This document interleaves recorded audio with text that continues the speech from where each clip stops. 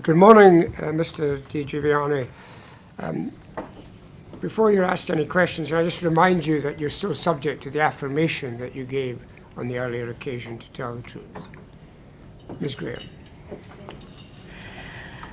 Good morning, Mr. DiGiovanni. You first gave evidence before this inquiry on the 12th of May this year, and you gave us all your details then, so I won't ask you to repeat any of that. But let's look just to remind ourselves of the PowerPoint presentation which you spoke to that day, and that's SBPI 00089, and that will come up on the screen. And if we could just look at the first or second page. Yes, do you recognise that PowerPoint presentation? Yes, I do. And you gave evidence that day and explained, could we look at the next page?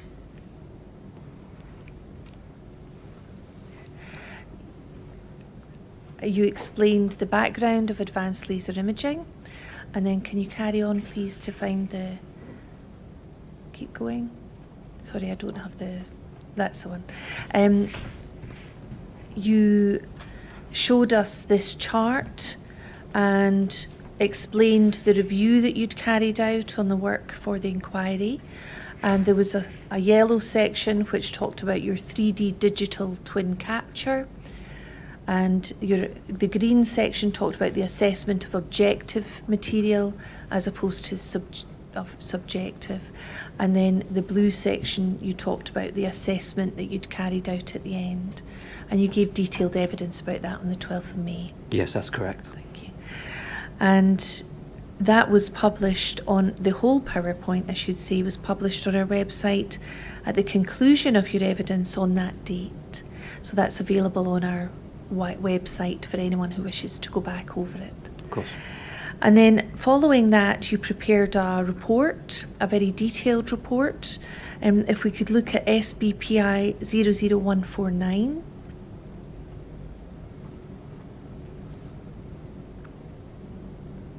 And if we could just go down that page. And it says Digital Reconstruction Final Report, Monday the 13th of June 2022. And could you go down to the first page, please? And again, it explains who you are, your company, and this report gives all of the detailed information essentially that you condensed into the PowerPoint slides that That we is just correct, looked yeah. at. So this contains technical information and more detailed explanations of everything that you summarised when you referred to your PowerPoint. Yes, that's correct. Thank you.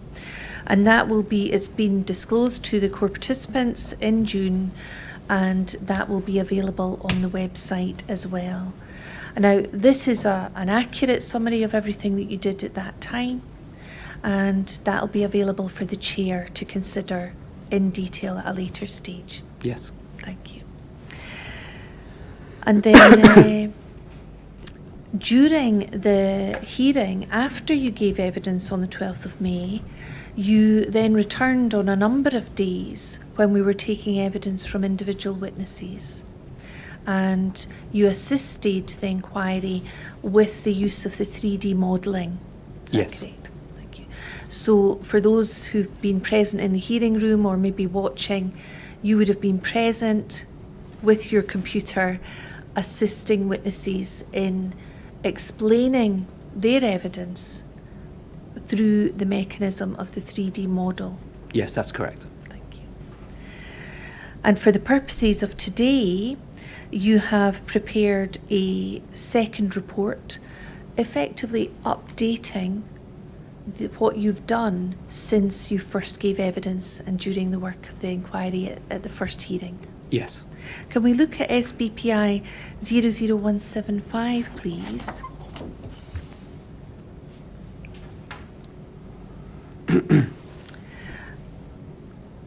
And this, well, this is a second spreadsheet, PowerPoint presentation, December 2022 update for the inquiry.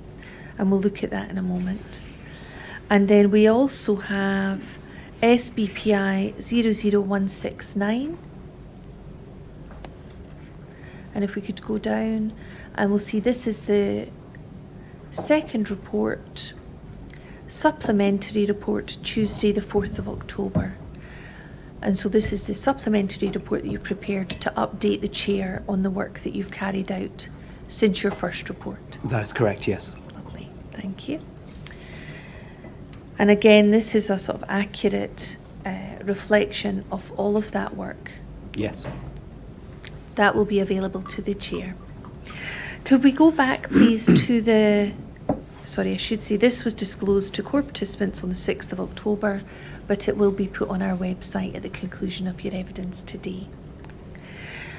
Can we go back to SBPI 00175, please? And my intention today, Mr. De Giovanni, is to go through this I keep calling it a spreadsheet. It's Friday. It's a PowerPoint. And I'm going to take you through these slides. Now, I think there are 43, but 42 have content. Yeah. And we'll go through each of these in turn. This will be published on the website at the conclusion of your evidence today. And I'd like to begin by just looking at the next slide, please. And we'll see that this is headed up.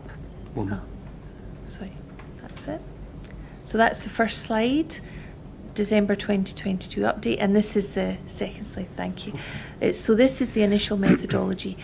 And if I'm right, that's very similar to, that is, in fact, the slide that we just looked at in your first PowerPoint presentation. Yes, correct. So this was when we started the process, and we wanted to explain to the inquiry what steps we would be doing and what products we would be doing.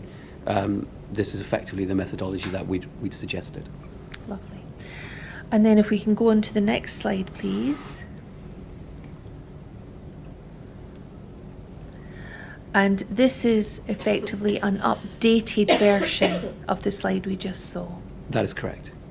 So I'd like to take you through this, and in order to allow you to update the chair and those listening as to what has been done. So on the first, if we look at the left-hand side first, we see material review, and I'd like you to explain, if you can, on the left there's a turquoise box which says Snapchat Enhancement Video, SBPI 00110. And can you tell us what that is? So when we did the material review, we looked at all of the evidence that was supplied to us. And one thing that drew our attention was specifically one of the Snapchat footage. Once we understood that it was the earliest high-quality video that we had of Mr. Sheku on the ground, we felt that actually the video in its own right could be improved and could help the inquiry further.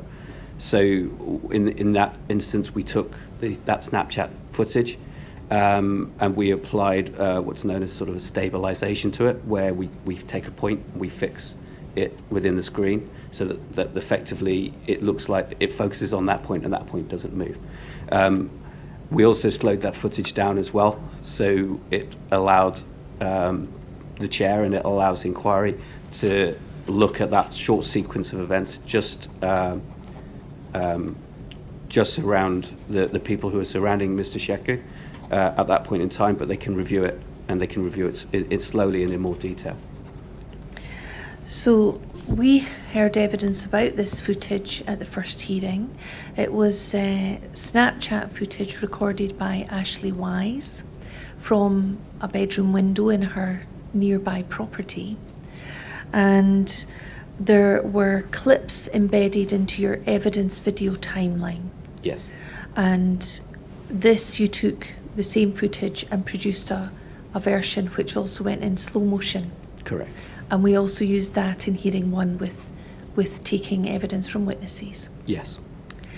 And that wasn't something that you'd done in advance. Way in advance, we weren't anticipating you doing that, but it was something that you were able to facilitate as matters progressed. I think it was something as we got more involved and we understood more of the evidence and more of the requirements that the inquiry would have, we felt it would have been useful. So not part of the initial instruction, but we became aware that it would have been useful later. Correct. Thank you. And then if we stick with the turquoise coloured boxes, if we look at the right-hand side of this screen, can we look linked to the yellow 3D digital twin capture area? It says Scene Overview Animation SBPI 00104. Yes. Tell us about that. So obviously there were many meetings between us and the inquiry, and once we had the 3D model and we were able to show it to them, one of the key questions that came up was, is there a way that we can show this as an introduction to witnesses? So we recommended that potentially an animation going through the data, highlighting key areas and key points within that data set would have been useful. That was agreed that, and we basically proceeded with that. So in the end, we decided to produce an animation going through the 2021 survey data set using we call it a point cloud, but it's effectively a virtual version of the scene. And again, just showing it in an animation format meant that it was easier for the inquiry to use that format when, for example, when I'm not here. And in fact, at the beginning of the first hearing, did we use this? This was effectively the map of the scene that you zoomed in. So you had Scotland at the beginning, and you zoomed into Kirkcaldy, and then you zoomed into Hayfield Road, Temple Hall Avenue, and Arran Crescent. Correct. It's a scene setter, so it helps people orientate themselves to the location. And then as you went into that scene, there were elements where you pointed out what appeared to be important areas, such as the nearby garage where a telephone call was made, and other areas on the scene. Yes. And embedded into that, screenshots of CCTV footage, mobile phone footage, showing, well, we've heard evidence now, Mr. Bio walking along the street. Yes. Thank you. So that was something else that wasn't originally part of the first instruction, but you were able to provide as it became clear that would be useful to the inquiry. Yes, that's correct. And then looking at something else that's linked partly to the yellow and green box, still images, brochures 1 and 2, SBPI 00127 and SBPI 00129. Tell us what that was. So once we created the sort of initial sets of products, our minds turned more to how we were going to utilize this within this setting, within a hearing setting. And I think we're going to go more into detail on that actual process. But part of that methodology was to produce a series of stills of the 3D model that could be used again with or without my absence, but it allowed the inquiry to put these stills in front of a witness and allow them to take sort of initial positions and add evidence onto that, those stills. So again, in the first hearing, we would, using your evidence video timeline and the spreadsheet, the combined audio video timeline, we would take the evidence of a witness. Yes. They would look at the 3D model on the screen. They would point or with the red circles identify where people had been standing. Yes. With arrows to where they'd been moving. And then you created in a break in the hearing still images of those areas. So no, the still images that we're talking about here are the views that you brought onto the screen that they would actually touch. So Sorry, my mistake. so the still brochures were the ones that you'd refer to, say, page 8. You'd bring it up on here, and then they'd put the dots on or the lines on. So it was prepared in advance specifically so that as part of that process. Sorry, that's my mistake. So these were the images from the 3D model Yes, of suitable areas that the witnesses could use in order to give the evidence. correct. And it was the still images that were put on the screen, and the witness would then use that to identify with a red circle where they'd been standing. Correct. So these still images were the blank Yes. scenes, which they would then add things into. That is correct. Thank you. Sorry, that was my mistake. And then as we move down on the right-hand side, we see 3D interactive model. Can you explain what that is? After, I think, again, we're going to cover this a little bit later, but the second step in the process was where, or the second and third steps, were where we placed 3D models of people within the scene. And live in a hearing, we would allow people to take different viewpoints and adjust those positions if they felt that they needed to be adjusted. All of that was done on that 3D interactive model, which allowed us to change positions to get a better viewpoint for the witness and allow them to decide whether the position was correct or how they wanted to move it or rotate a character within the view.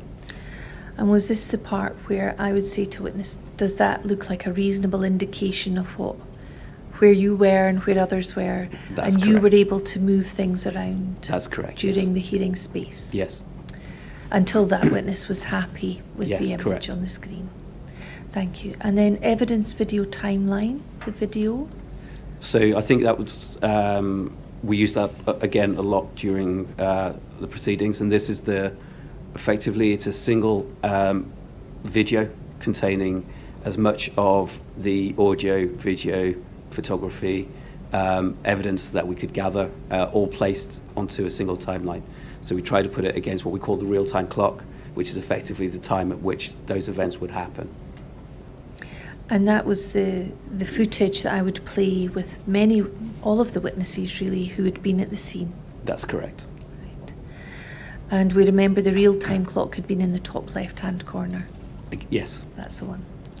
Then combined audio and video timeline spreadsheet. Yes. And that's the spreadsheet. That's the spreadsheet, yeah. Yes. Taken and based off the evidence video timeline. But And that's also on our website. I have my copy here. It's a little bit dog-eared now, but that's also something that we were using with witnesses. yes.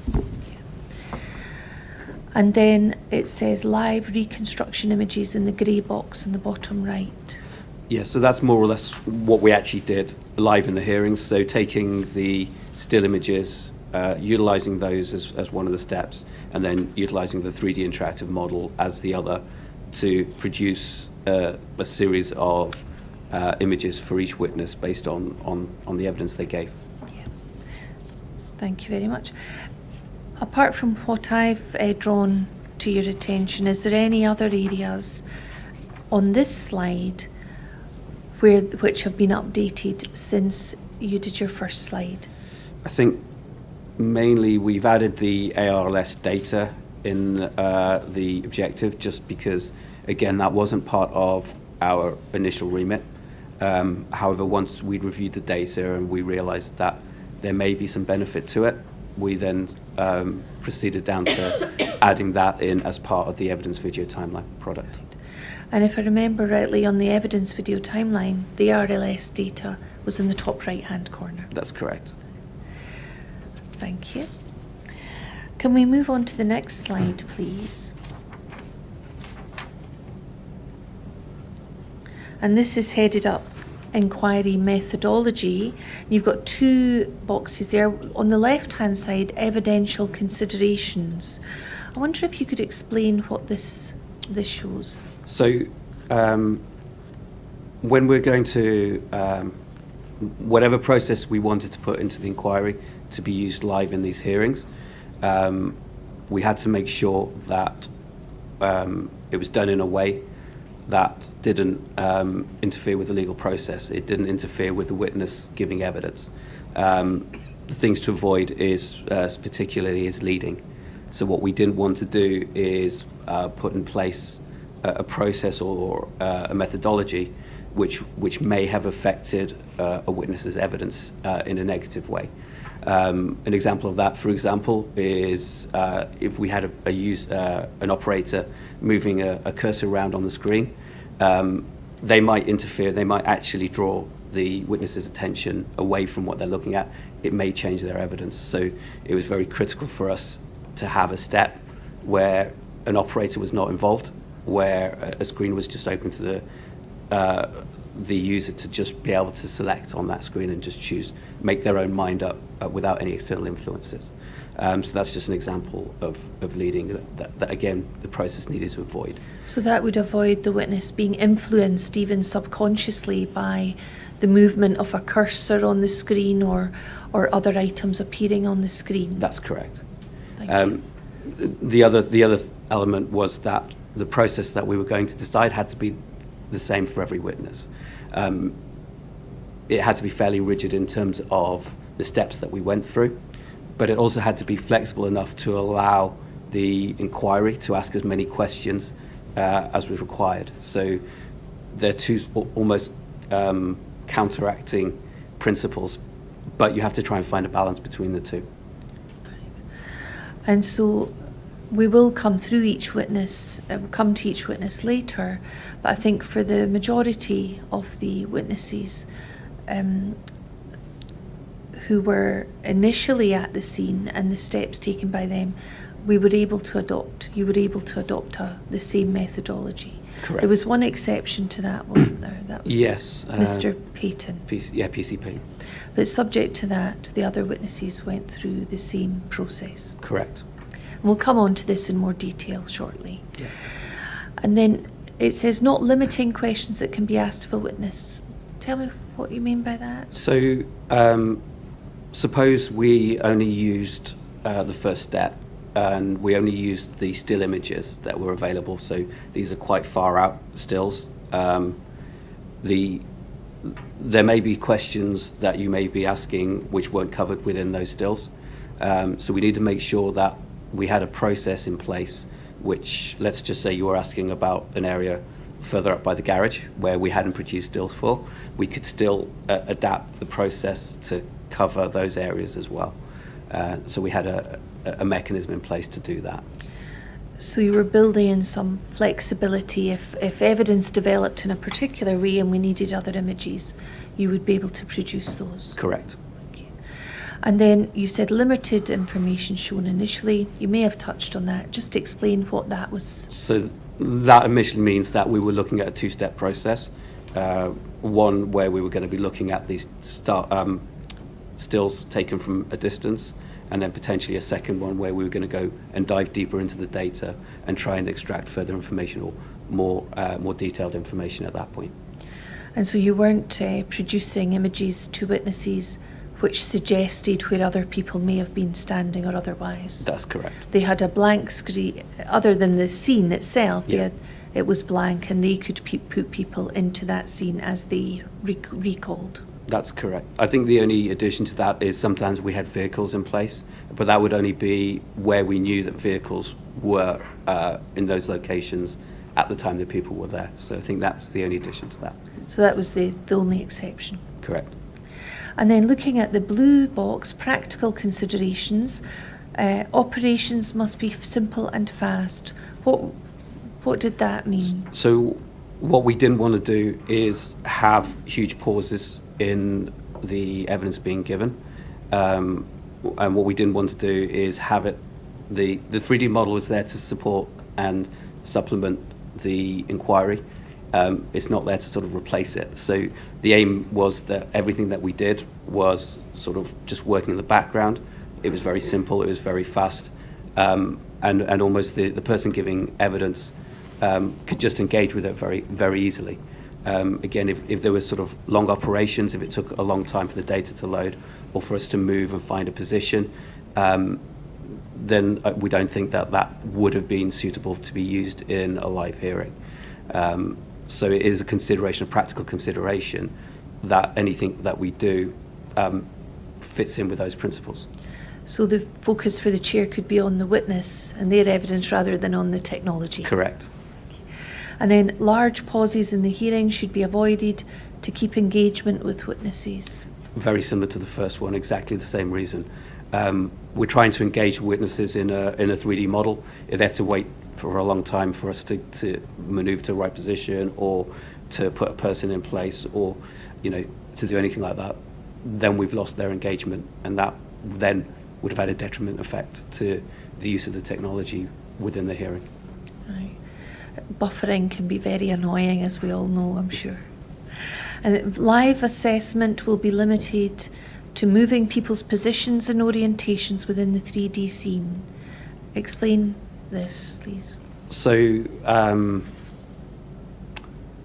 I think we touched on this briefly in the last time I gave evidence, but what we weren't looking to do is go down to the fidelity of moving arms, moving limbs, and that kind of reconstruction, mainly because it takes, again, it takes a long time. The evidence would have to be very specific to back it up, and the more subjective you go with these sort of details, the less benefit, again, we felt the inquiry would get to it.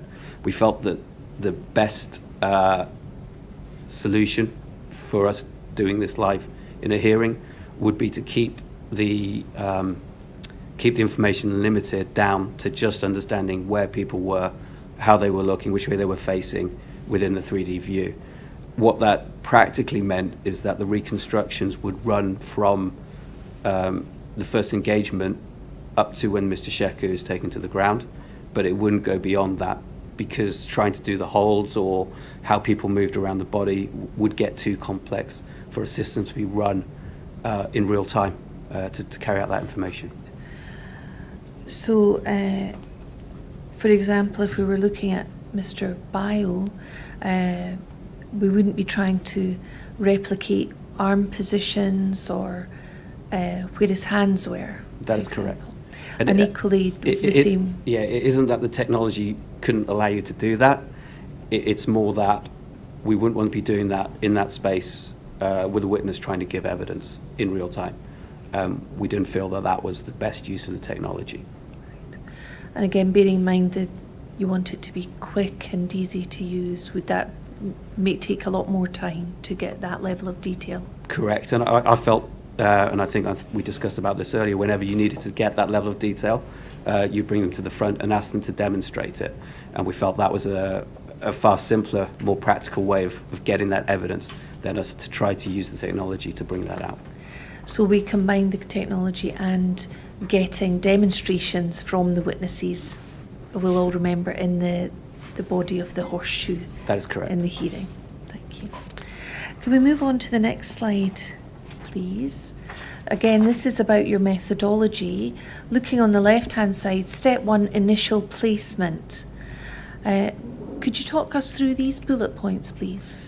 So, just building on what we've talked about before, based on the principles of what we discussed on the previous slide, we had to decide on a multi-step process for doing this.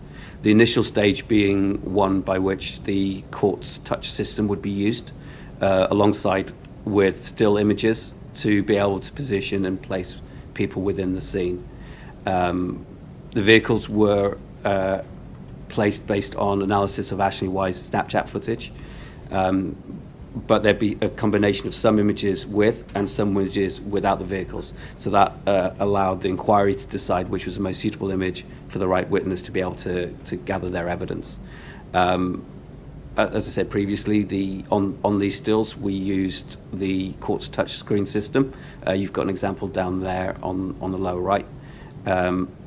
And you can see where we used a combination of arrows and circles to gather initial positions of where people felt certain events happened at certain throughout the sequence of events that they were giving. All of this, in terms of its recording, was captured as part of the inquiry's live hearing system. So as these things are being stored and recorded and stored, they're actually capturing these locations as well for record. Thank you. So on the bottom right-hand corner here, we see an image of Hayfield Road from your 3D model, and it's a still image. This particular image has a transit van in the bus stop, and also what we came to know from the first hearing is the fish van. Correct. Behind. And then we can see the red circles, 3 to 7, near the tree area. They were applied by the witness as they gave evidence to Yes. that still image. And then also 1 and 2 are the purple arrows showing directions of movement. Correct. Thank you. And we'll remember those. And they have been, as the witness gave that evidence and touched the screen and made those marks, we have that recorded as part of the live streaming. Yes. And those are on our website now, so if anyone wanted to watch that. So they've been preserved. And then we look at witness positioning methodology. And can you explain what this is? So this is actually how the inquiry yourself engaged with people using this part of the system, as well as positioning using the dots and the circles. You also requested an orientation from them, which way you were facing would be common. So it's where was he standing, which way did he face, or which way did she face, to try and understand the orientation of it. And then you would then talk about pose. And pose could have been something they either demonstrated in the circle, or it could be something they just talked about if it was necessary. Sort of, I was standing here, or I was on the ground in this way, or, other examples. But more or less, these were the information that you gathered verbally at this first stage. And that was important to feed into the next stage. And that information assisted you later, which we'll come on to. Correct. In inserting characters, coloured, blue, green people into Yes. the scene. Correct. Thank you. Let's move on to the next slide, please. Again, continuing with the methodology used, let's look at step 2, 3D positions reconstructed. On the left-hand side, could you talk us through these bullet points?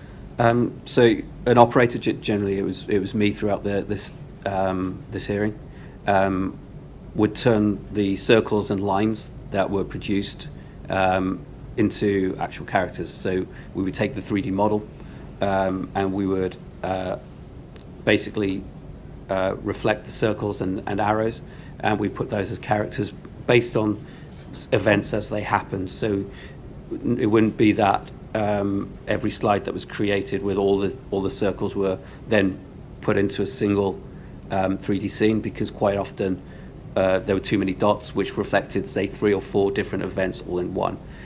Some could be reconstructed and some couldn't, based on what was being discussed and what was said. So we would try and reconstruct in the sequence of events that they occurred, the positions of people within the 3D view. The model heights, or the heights of the avatars within the view, were based on evidence. So it could have been from their statements, or it could have been from the evidence given at the beginning of their testimony as to their heights. But that would then be used to reflect the height of the characters within the 3D view. So again, on the bottom left-hand corner, we can see a scene of Hayfield Road from a different angle from the photograph we saw in the previous slide, which had circles and arrows on it. But this again is a scene from your 3D model that you created. Yes. And we can see that the green person is on the footpath. So this is a snapshot, if you like, of a moment in time. Yes. It's not an animation. I think you said in the first hearing, it's not Pixar or Disney. It's not a cartoon you're creating. Correct. We just want to capture snapshots of what people are talking about. And that's how they basically remember the scene. They remembered it as a series of snapshots of where people ended up and how they moved. And that's how this evidence had to reflect it. All right. And there may be more than one position for the same person being reflected in a particular scene. Correct. But you were able to show that on this snapshot. And model heights based on evidence, I asked many witnesses for their height. Yes. And again, that was with a view to assisting you because your technology permits you to put in a particular height. That's correct. For some of the officers, we had evidence beforehand as well as to their heights. So we had some information before, but that would be confirmed by what was given in evidence as well. Thank you. And then looking at the purple box, it says step 3, live adjustment of 3D positions. And for those of us that were here, we'll remember this part, but could you take us through the bullet points? So as sort of mentioned previously, you would ask, we would go to a view within the 3D model, and you would ask them whether it was indicative or whether they'd want to make an adjustment. So it allowed the witness to effectively look at where we'd position people and adjust them accordingly. And it might be just a rotation, an orientation, or it might be that they want to move two people closer together or further apart. And it just allowed them to refine that solution down based on the fact that we now had characters of the correct height now positioned in that scene. So it allowed effectively a refinement of their initial evidence. That had to be done with an operator, so I would be sat generally in that corner over there, and I would do the movements for them based on their descriptions, in which way they wanted to move it, but always to their direction. Again, as explained before, movements are only limited to position and orientation, so we weren't trying to do anything more than that, but just understand their evidence in terms of where they believed people were at specific times. We did give people an option to use a line of sight view, and this is where a virtual camera would drop to the person's line of sight, so it would drop to an eye height position and just look in the orientation that they were looking at. It should be noted that we only ever took line of sight for the person giving evidence. So the witness could say, can I take that line of sight? And we would take that person's view. What we wouldn't do is we would never take a line of sight of somebody else within the view, because that witness couldn't comment on that. So it was a limitation. That line of sight could only ever be done on the witness that was giving evidence. And all these views were then stored on the digital system for us to retrieve later and produce as a report. Thank you. Let me just ask you a few more questions about that, if I may. So this was the interactive phase of your and the method that was adopted. Correct. And this was the point where you were in the room and the witness would say, could you move a character slightly to the left or slightly to the right? Yes. And it was providing that refinement of what the witness's position or view was. Yes. To assist the chair with understanding their evidence. Yes. And although maybe your technology would allow you to show lines of sight for all sorts of people, you restricted it to only the person who could comment on that actual line of sight. That's correct. But I understand with line of sight that it's not exactly a replication of the human eyesight. No, the aim of the line of sight is just to get an idea of potential obstructions that may have been in the way.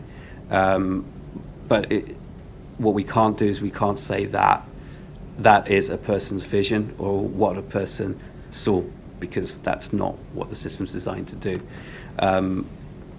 There are various differences between the way the human eye works and a camera in the real world and a camera in the virtual world. So it is an understanding that it is just a reflection, an idea, and a way of helping that person give their evidence. So this isn't an attempt to replicate exactly a witness's eyesight. We're not asking for prescriptions or anything of that. Correct. So to that extent, that line of sight, again, would be indicative rather than an absolutely accurate reflection of their own eyesight. I think we need to also bear in mind that we've asked to position these people based on memory. So even to the best will in the world, there's huge scope for that to be incorrect. And it's just understanding that really it is a tool to help them understand, and gather their evidence as best we can. So is it fair to say that it's still a matter wholly for the chair to actually assess the witness's own evidence? Correct. Thank you. And again, you said all of this is recorded, this process was recorded as part of the live streaming of the witness's evidence. Correct, as well as being stored on the digital, the interactive cloud system as well. Thank you. Could we move on, please, to the next slide? And so we've dealt with the methodology and the process that was followed with the witnesses during the hearing. And we're now moving on to 5 slides which will discuss this topic, the Ford Transit van position. Correct. And so let's start with this one. Can you explain to the chair what we see on this slide, please? So I believe when PC Walker was giving evidence, he noticed that there was an inconsistency between the 3D model and the police vehicle for the transit van. And I think in his statement he said that you can see that the passenger rear wheel is touching the yellow line of the bus stop, and in the 3D model it isn't.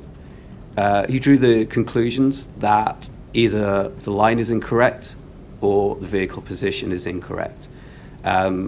What we did whilst he was reviewing the evidence is we had a look at the 3D model, we had a look at the evidence, and we realised that he was correct in his assessment in terms of the vehicle position was not exactly in the right position. And we had to try and work out how that had happened.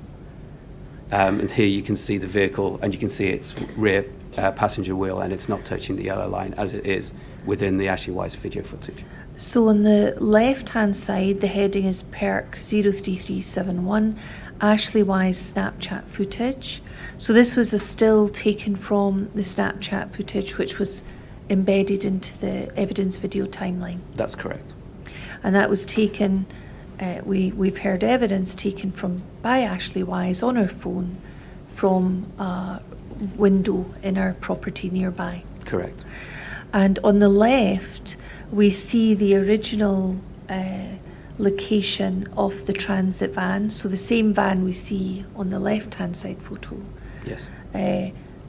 Towards the bus stop. But the rear passenger side, the near side wheel, is not on the bus stop line. That's correct. And this came out during PC Walker's evidence to the Yes. inquiry. Can we move on to the next slide, please? So take us through this, please, if you don't mind. So to find out the issue or where we had gone wrong, we needed to break the problem down. We needed to look at each stage separately to understand where the error could have occurred. Our first step was to look at the 3D model and to ensure that the 3D model was accurate, because that was essential to everything that we were doing and everything that we'd put in play. So what we did is we effectively put in a line, and you can see it on the screen as a red line, and we compared the 3D model to the 2015 laser scan data that was captured, I believe, by a road traffic collision unit at the time. You So- gave evidence about that at the first Yeah. hearing, didn't you? Yeah. Yes. So we know that, so what we were looking to do is just to check that the lines aligned and that the 3D model was an accurate reflection of the lines that were there at 2015. In this case, they were, so we could rule that out as being the error. The model was accurate. And so the photo on the right, the image, sorry, on the right, is from the 2015 laser scan data. That's correct. And that was the first step in checking that your 3D model, there wasn't an error in that. That is correct. And you took the view that having checked it, you checked that was correct. Let's move on to the next slide, please. So this is verify the photogrammetry. Can you explain to us what you did here? So just a very quick recap of how we carry out the photogrammetric process. We take a still from the video footage and we assess that using common points between the scene and that's visible within the photograph, and we align that photograph to within the 3D view. What we then do is, once the two are aligned, we look at contact points between a vehicle or a person and the ground, and then we try and measure those points, and they act as our reference for adding models in. So what you can see here on the left-hand side is an output from the photogrammetry package, and in the center you can see the Ford Transit, and you can see 3 dots which represent the positions of the wheels that we've measured within the scene. On the right-hand side, you can again see the 2015 data set, and you can see effectively the 3 points are marked out as 2 lines, and you can see the corners of those, or the edges, the corners of those being those points. The point being that when you look at that passenger rear wheel, again, it is touching that line, or it's in contact with that line. So again, it showed us that actually the photogrammetry, again, was not the cause of this issue. So in the left-hand photograph, we can see a still, again, from the Ashley Wise Snapchat footage. Is that correct? Correct. And from that Snapchat footage, the photogrammetry has identified sort of white dotted lines. Yes. And on the transit van that we can see, the white dotted lines are for the 2 rear wheels and the front driver's side wheel. Correct. And then the white line that we see on the right-hand side, a 2015 data scan image, shows where those 2 rear wheels would be and the front driver's side wheel. That is correct. Thank you. And then can we move on to the next image, please? This is verification of vehicle positioning. And you've got 3 images here, A, B, and C. Could you talk us through those? So the image A is when we first placed the vehicle into the scene. And what you'll notice is that the wheel is in the right position. It's in the correct position as per the photogrammetry. However, when we put that vehicle in position, one thing that became abundantly clear is that the 3D model that we'd used for the Ford Transit wasn't of the correct dimensions. Ford Transits come in various shapes and sizes, and one thing that can vary between different models is the wheelbase, so it's the distance between the wheels. The vehicle that the police use is a standard wheelbase, but the model that we had was a long wheelbase. So what we had to do is remove that model from the scene, adjust its position, adjust its dimensions, and then put that back into the scene again. When we put that back into the scene, we put that back into, as you can see, in position B, and it's in positioning it back into the scene that we've introduced the error. It is a human error. There's no getting away from that. When we brought it back in, we did not put it in the right place. Where we should have placed it is shown in C, and that's where that vehicle should have been put back to. Again, back to the lines that were shown in the photogrammetry. So you discovered where the human error had occurred. Correct. And it was the different model type. Correct. From the Police Scotland transit van. You'd used a long wheelbase instead of the standard wheelbase model. That's correct. And is that model something that you have in your system automatically, or do you? No, all of the, again, it's my first report, but the majority of vehicles that we would use would be sort of third-party models. For us to model every vehicle, and that would be in the scene would be sort of far too much work. What we often do is we go back and we look at manufacturer's details, so we check that the sizes are match those. But obviously, in the case of a Ford Transit, there are multiple dimensions that are available. So the wrong wheelbase was selected. Correct. But having identified that and corrected it, picture C is the correct model, the correct wheelbase, and in the correct position. Yes. Right. So that arose because of, I think, PC Walker identifying that during the course of his evidence. That was on the 19th of May this year. Yeah. And in light of that, you then carried out this exercise to double check to see what the issue was. I should also say that when we did recheck the transit van, we also rechecked all the other vehicles as well as part of that process, and we were happy and content that they were in the correct position. So it only affected this one vehicle. And from memory, no other witness indicated any problem with the positioning of the vehicle that they had spotted themselves. No. Thank you. Thanks very much. Can we look on to the final slide? So this is the final slide about the Ford Transit van position. And you just say steps taken to rectify, just for completeness. And can you talk us through this? So at the point when this was realised, PC Walker had already given the majority of his evidence. We decided, obviously we couldn't change it quickly enough for him to give his evidence on the corrected position. So we decided at that point, any evidence that he had created, we would put a note by it, which would reflect that the vehicle is not in the right position for his evidence. We felt that the distance wasn't sufficient enough, so it's not that the vehicle was so far out that it would affect his evidence. But obviously, if the chair felt that, he could have asked PC Walker to come back and redo the exercise if that was necessary. So any evidence that was captured from PC Walker had a supplementary note added to it, just to cover off the fact that this error exists. For all other witnesses, the vehicle position was corrected in the still images and in the 3D live view. So when they were positioning themselves through the process we've talked previously, that was all done with the correct position in the corrected position, in the correct size vehicle in the correct position. The one area that we couldn't change is in the evidence video timeline.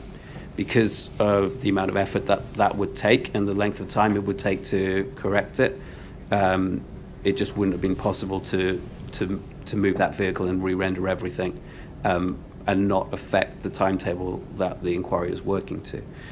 It was felt that the way that tile was being used in evidence, it wouldn't significantly affect the inquiry and its progression. So it was decided that was an acceptable compromise. So you raised all these possibilities, bringing PC Walker back and all of that with the inquiry, and the decision was taken not to go down those very lengthy correction methods. That's correct. So let me just be clear so everyone understands. In the evidence video timeline, so that's the footage that's combined that we used with the witnesses. Yes. The tile in the middle at the top, the little reconstruction tile, the position of the transit van was not corrected on that. Yes. And that will be something the chair will have to bear in mind if he's watching any evidence or considering any evidence regarding that reconstruction tile on the evidence video timeline. That's correct. In relation to all of the witnesses after PC Walker gave evidence, the stills and the 3D model, the transit van was in the correct position. Yes. So the chair would not need to consider that for any witnesses after PC Walker. Yes. But for PC Walker himself, the corrected position was not done That's at yes. that time. And so the chair will have to bear that in mind when he's looking at any of that evidence. And hopefully any images that have that in will have the note so that he's aware of that. So you've put a note on that in the images we'll come to in a moment in your slides, but it's also detailed in your supplementary report. Yes. So there'll always be a reminder for the chair that there was an issue about the position of the transit van in the first images used with PC Walker. Yes. Thank you.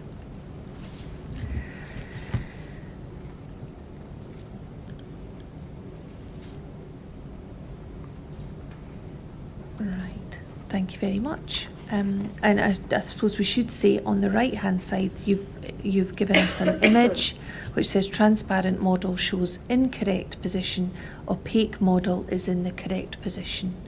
And so this shows both the incorrect initial position and the corrected position. Yes, that's And correct. this, so the incorrect one is the slightly grey transparent one, Yes. and then the white opaque one is the correct position. Yes. And you've given us some little measurements there in terms of the distance between the wheelbase for both those versions. Yes. The rear wheel. Thank you. Let's move on, please, to the next slide and leave that for transit ban. And let's move on to the live reconstruction images. Now, the next session on your slides relates to those reconstructions.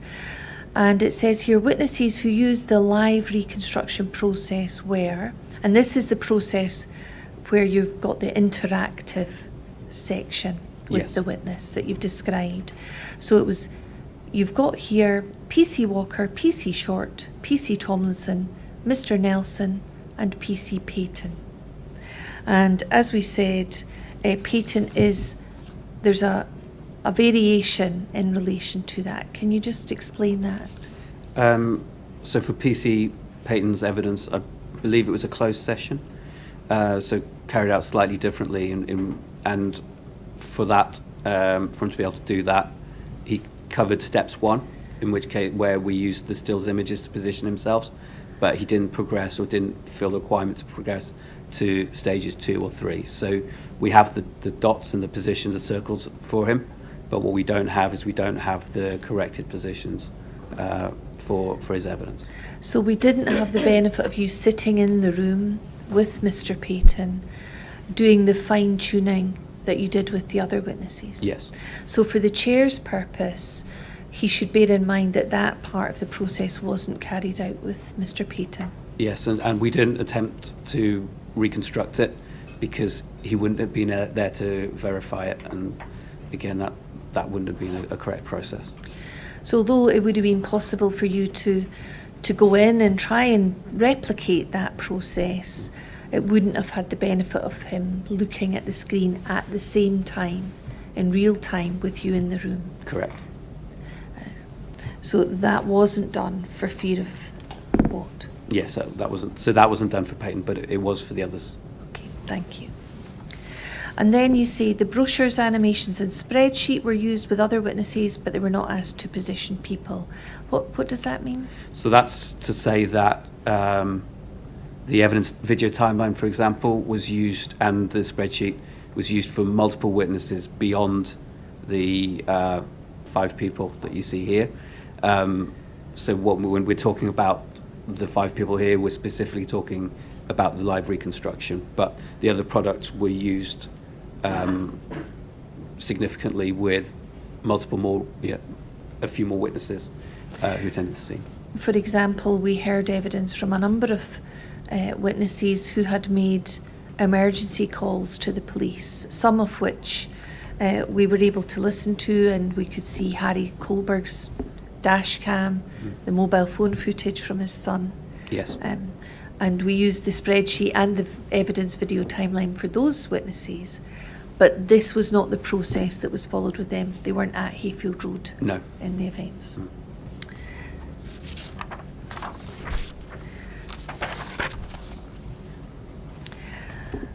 And before we move on to the next images, let's just finish the final bullet point. In the following images, the reconstructions are ordered by sequence of events, not by the order that the evidence was given necessarily by a witness. Yes. Tell us about that. So quite often when evidence was given, you'd ask someone to position themselves, but then you might draw them back to an event that happened previous to that.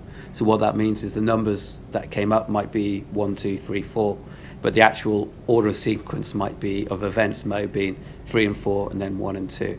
So what I want to just point out is that just because you see the numbers in sequence in the first panel, that doesn't necessarily mean that that was a sequence of events that as they occurred. And what we've tried to do is, when we've gone to steps 2 and 3, is show the sequence by event, not necessarily by the order that evidence was captured. So it just means that those numbers might not be sequential or might not be shown in order. So don't be distracted or confused about the numbers which Correct. may appear. And so for the chair's purpose, will it be important for him to watch the actual recordings of the sessions if he wishes to go back over that? I think that would always be useful when looking at what was done, to bear in mind how the evidence was gathered initially and then how that reflected into the 3D model. Thank you. And before we move on to the next series of slides, you, as I understand it, you do consider it important for the chair to make all the decisions about the actual evidence himself Yes. and not be distracted by the technology. The technology here to support it's full aim. Thank you. Let's move on then, first of all, to PC Walker and the images that were created with his evidence. There's 5 slides that you've produced, and so let's look at that. PC Walker gave evidence on the 19th and 20th of May this year, and I'd like to go through these images. So this is slide A1. And you said PC Walker describing the locations of people as he exits the vehicle. Now, at the bottom, you've got your note. Ford Transit location is incorrect. See supplementary report section 3 for details. Yes. So you've given the full details again in your supplementary report. Yes. Let's just look at the images for the moment. Can you explain to the chair what we see here, please? So we have 2 images, one on the left and one on the right, and this will be the format for the next few slides as well. The image on the left will always reflect step 1 of the process.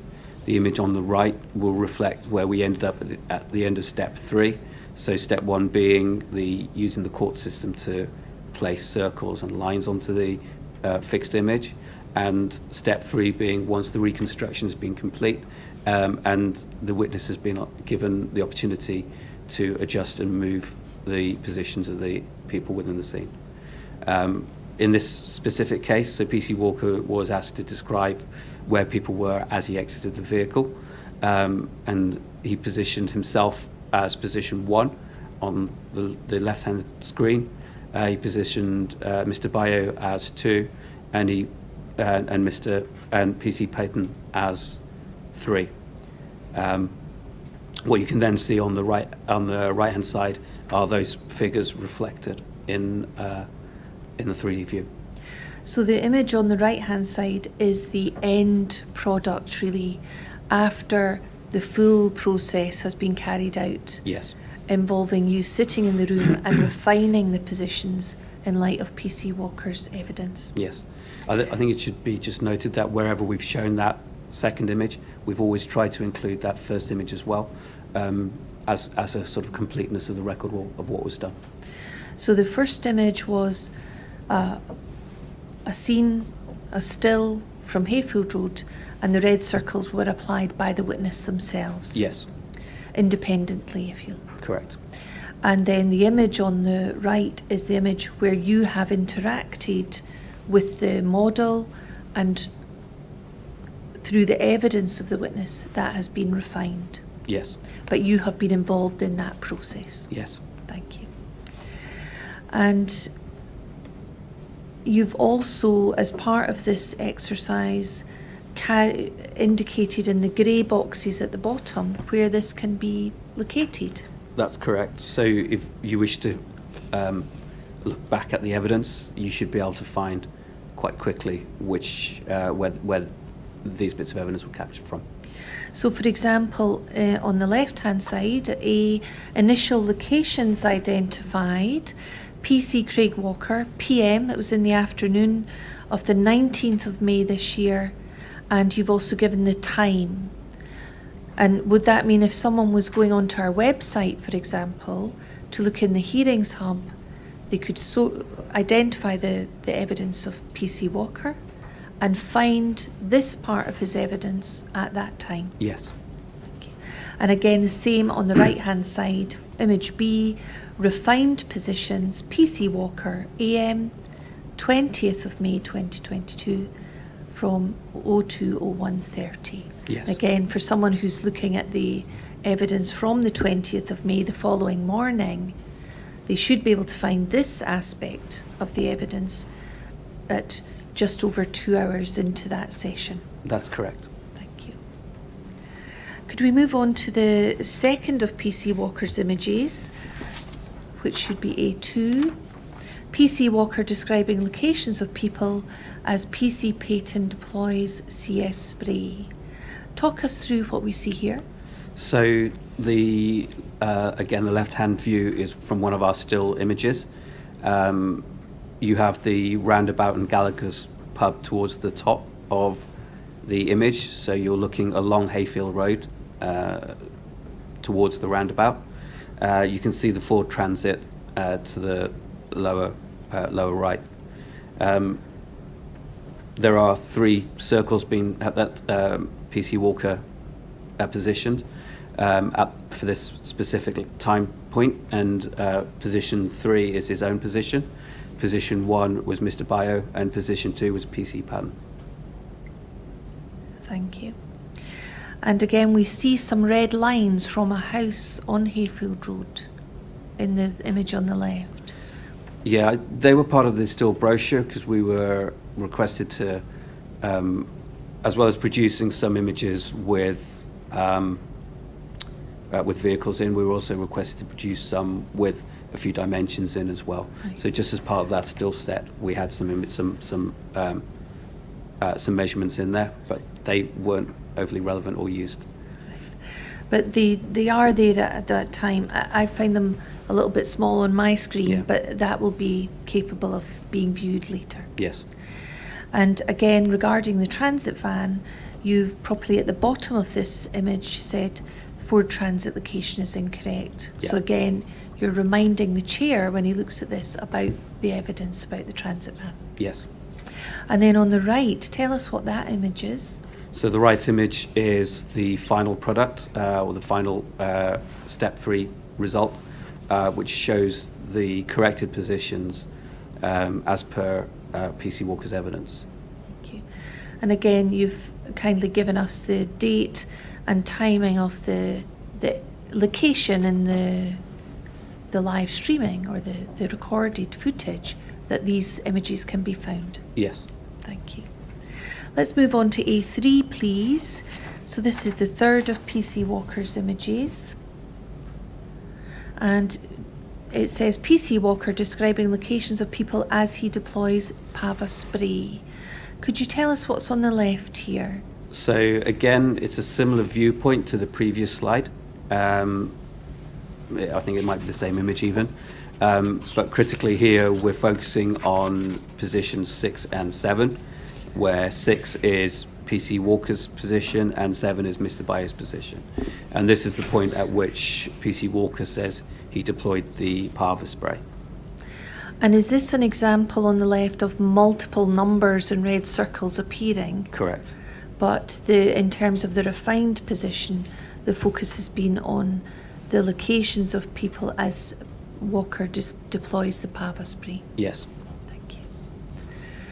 And again, we see the note to remind the chair at the bottom, and also the dates and times of or not the times, but how far into the recording Footage. they'll find the footage. Yeah.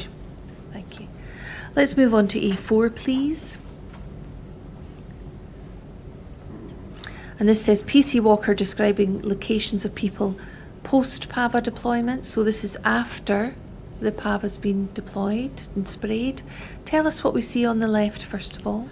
Again, similar viewpoint, looking up Hayfield Road towards the roundabout. And here we're focusing on positions 1 and 2. And this was, PC Walker describes having the effect of the PAVA spray.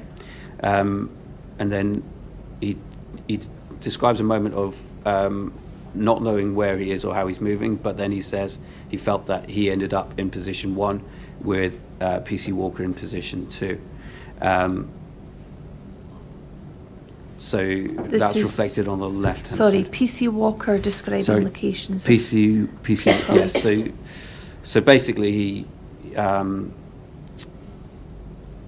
he basically talks about being affected by the Parva spray, and then he says he doesn't know how he got there, but he remembers himself being by the rear passenger vehicle of the Ford Transit, and PC Patton being to his side. And those were the positions, 1 and 2 are the positions that he identified on the left-hand side, and then they're reflected onto the 3D model, into part B on the right side. So on the right-hand side image, we can see 2 blue characters. Yes. The one on the left, as we look at this image, has the name PC Walker at the top, Yes, and the one at the right has PC Payton at the top. correct. And again, these were refined positions in light of PC Walker's evidence. Yes, But again, you've put the note at the bottom of this slide for the chair to bear that in mind. yes, And again, you've given us the dates that the evidence was given and the place within the recording that it can be found. yes, So again, it's a snapshot of a moment that was described by the witness. But again, on the left-hand side image, we can see multiple red circles that maybe talk about different phases. yes. Thank you. Can we look at the final image from PC Walker's evidence, please? This is A5. PC Walker describing location where PC Short fell and was allegedly stomped. Now, could you describe what we see on this final image from PC Walker? So on the left-hand side, you can see, on the left-hand image, you can see the roundabout to the right-hand side of that image, where you can see the line markings of that roundabout. So we can see Hayfield Road approaching the roundabout from left to right, and on there you've got 1 and 2. 1 being PC Short's position when she fell and was allegedly stomped, and then position 2, Mr. Bow's position when he allegedly stomped PC Short. When we go on to the second image, so we look on the right-hand image, we're actually looking from the other side of the road. So we're looking from the houses side into the road, so you can see the initial split in the line marking on the left-hand side of that image, and you can see the Ford Transit van to the right-hand side of that image. Where's the roundabout on the right-hand side image? So it's to the left of that image. So, But on the left-hand image, the roundabout's on the right. yeah, it's going to get a bit confusing. If you take the left-hand image and you imagine looking from just above the houses back into the view, then that's the view that you see on the right-hand side. And is it fair to say, and people may recall, that sometimes witnesses changed images to make it easier for them to give evidence? Yes, Right, so looking at the right-hand image then, I see the green character is Mr. Bio, correct. and the blue character is PC Short. Yes. Thank you. And tell us what we see other than that in the right image.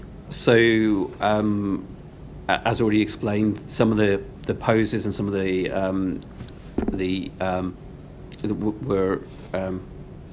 sorry, let me start again. Beyond capturing position and orientation, the poses or actions that were carried out were sometimes demonstrated within the horseshoe, as you've described earlier. As I said before, the point of our technology isn't just to do everything in 3D, where we can include where people have given demonstrations. It's a lot easier just to show that within the view. So what we've done is we've captured a still, and it should note that it is just a still of the reconstruction carried out by PC Walker of the alleged stomp.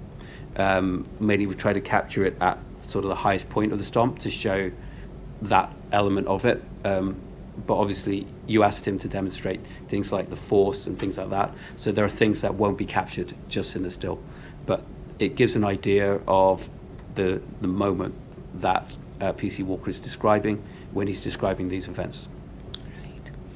So in the image on the right, we can see the green character is said to be Mr. Bio. Yes. But during PC Walker's evidence, I asked him to do a demonstration in real life in the hearing space. And in the grey box below this image, we see that you have said refined positions, PC Walker in the morning on the 20th of May, 2 hours 13 minutes into the footage, and inset PC Walker demonstrating the alleged stomp. And you've given the PC Walker in the morning of the 20th of May 31 minutes in. Correct. So you've not only given a reference for the chair of when the image can be seen on the screen, but also when he can find the demonstration that can be seen. And this is only a still of PC Walker's demonstration of what he said he saw Mr. Bio do. Yes. Right. But that's not part of the process with the 3D model, as we see Mr. Bio standing as a green figure on the 3D model, but just standing. Correct. All right. So the chair will have to look at both Yes. together to get a full picture. Yes. Thank you. Lovely. Well, I'd like to move on now to the next series of images from the evidence of PC Short. I wonder if that would be a suitable Convenient time. point, we could take a break, so a 20-minute break. Thank you.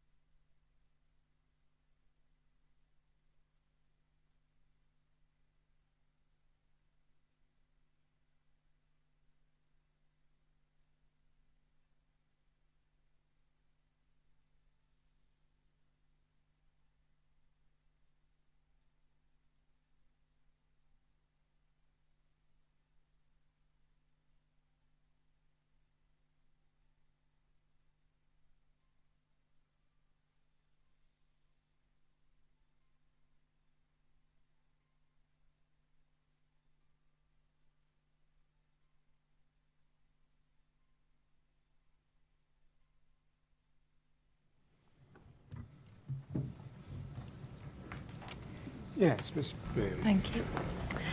We were just about to move on to the series of slides in relation to PC Short's evidence. So if we could move on to that.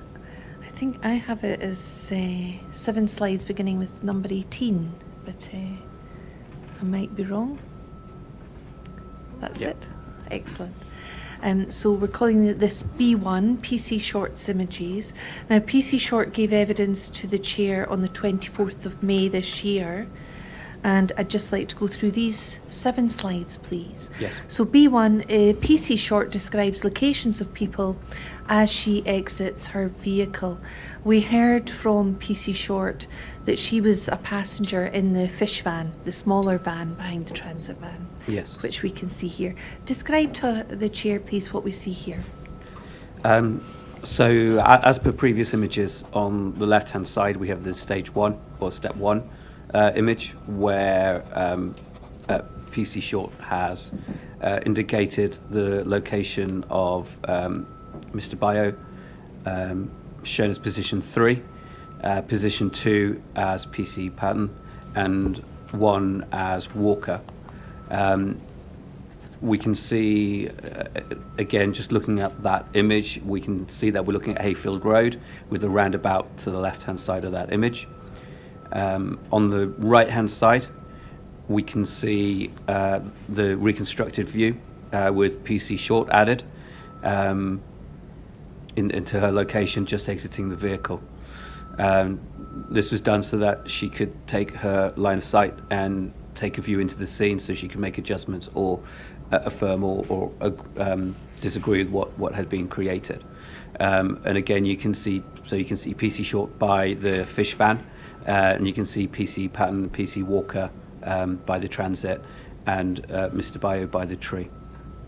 And the small insert on the right-hand side, is that the line of sight? That's that you the mentioned? line of sight image taken from Nicole Short's position. Now, again, can you tell me, is that taken as a line of sight with the height adjusted for PC Short? Yes, so that's taken from an eye height position of someone of her height. So her height is put into your model, but obviously not her particular prescription.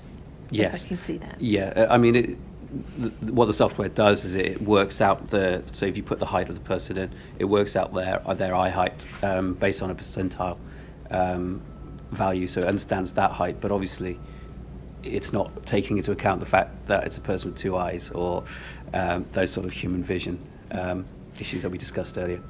But the vision on the images on the right-hand side were discussed in the evidence of PC Short, and again, you've given us in the grey box at the bottom the reference where that can be found for the chair to consider at a later date. Yes. Thank you. And then moving on to B2, please. PC Short describes movement of Mr. Bio along path. Tell us what we see here. So in the image on the left, again, we've got the roundabout to the left-hand side.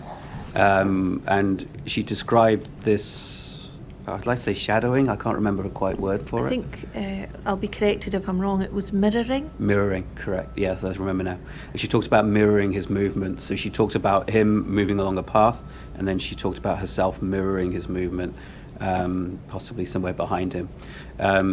So we started to recreate that area of her evidence.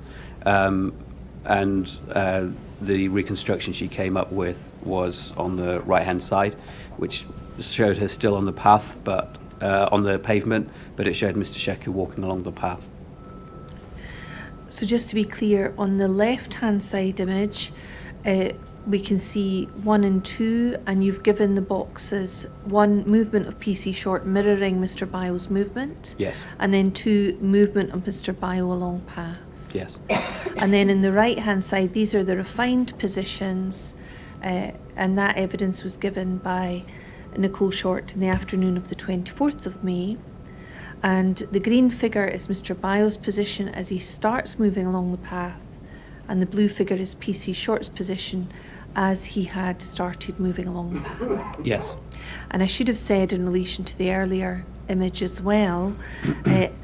in these stills, the transit van position has been corrected. Yes. So for all of the stills that we now see moving forward in your PowerPoint, the transit van has been corrected. That's correct. Thank you. So the chair will not see the note at the bottom of these slides to remind them. Yes. Thank you. Let's move on to B3. PC short describes locations of people as Mr. Bio reaches furthest point along path. So this is a dynamic situation that's being described, and tell us what we see in your slides here, on your slide here. So again, the image on the left is from the same viewpoint as the previous images. We've still got lines 1 and 2, which reflected the mirroring walking along. And then we've got some further information where PC Short described, I believe, the furthest point that Mr. Bayo walked along the line. So that was represented by 6. Her possession, which was 7, she refers to PC Tomlinson's position as 3, and then PC Walker's position as 4. And in the obviously this is all surrounding the fish fan, which you can see in the middle of that screen, of that view. Then on the right hand side, again you can see that fish fan on the sort of fairly central to the image. You can see that we're looking from the path towards the road, so you can just about make out the roundabout and the pub towards the right hand side of that image. Again, Mr. Bayo is in green.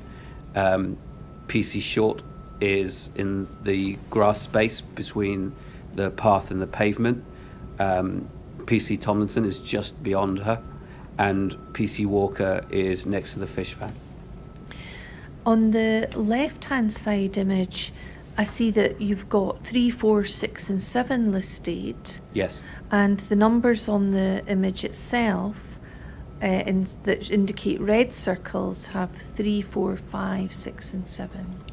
I think 5 reflects a different part or a different part of the sequence, and it doesn't reflect on this part of it. I mean, obviously, as we've got the timings on there, you can go back and look at the original evidence, but I believe 5 is where PC Short says she ends up, and I believe we cover that in the next sequence. All right, thank you. So this is a snapshot as Mr. Bio is on the path moving towards the furthest point. Thank you. Let's move on to the next slide, please. Before PC Short describes her position on the road before turning to run, with Mr. Bio closing the gap, and that's in little italics or speech marks or quotation marks. Is that a description taken from the evidence? I believe that would have been the phrase that was used by her in evidence, Right. so that's why we would have reflected it in that way. Right. And again, tell us what we see on this slide. So again, similar viewpoint on the left-hand side. In fact, it's exactly the same image, and you'll notice that now we only refer to position 5, which is PC Short, referring to the fact that she shuffled back before turning to run.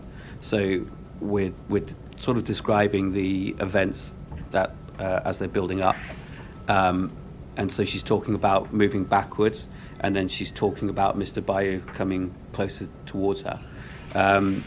So what we've then done is we've positioned her in position 5, and then she's positioned how close Mr. Bayo came to her before she turned and ran, and that's reflected in the right-hand image. So again, a dynamic event, but these are stills where you've replicated a moment. Correct. In that. And so to help the chair, he would be perhaps best advised to go back to the particular evidence and to review that as part of considering these images. Yes, yes. Particularly when we go from one still to another, she will have described what she believed happened in between, but it may not be something that we could replicate, or it might be that it's something that it isn't a sort of specific point in time, which then becomes very difficult for us to put that into a 3D view. Thank you. And again, to assist the chair, in the grey boxes, you've given the date and also the period in which the footage should appear. Yes. Thank you very much. Let's look at B5, please. PC short describes where she ran to and where she landed in the road. Tell us what we see here. So the image on the left, we can see that, again, we're looking from the houses down. You can see the roundabout to the left-hand side. And PC Short has marked position 1 as the position where she fell after she was struck. That's then reflected in position 2, in the right-hand image, where we can see a person sort of laying flat down on the floor. As you'll note, we've not tried to replicate pose. It's just the rotated model face down on the ground to reflect that she's in that ground position. I believe the second vision is where, let me just see. So she was also requested to locate her position where she was struck, and this was added into the 3D view. I don't believe she was asked that in the initial stage, so I believe that's something that we added during that evidence, but we can go back and review that to be sure that's the case.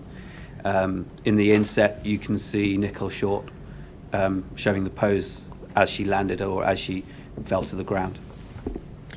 So again, the right-hand image is a refinement.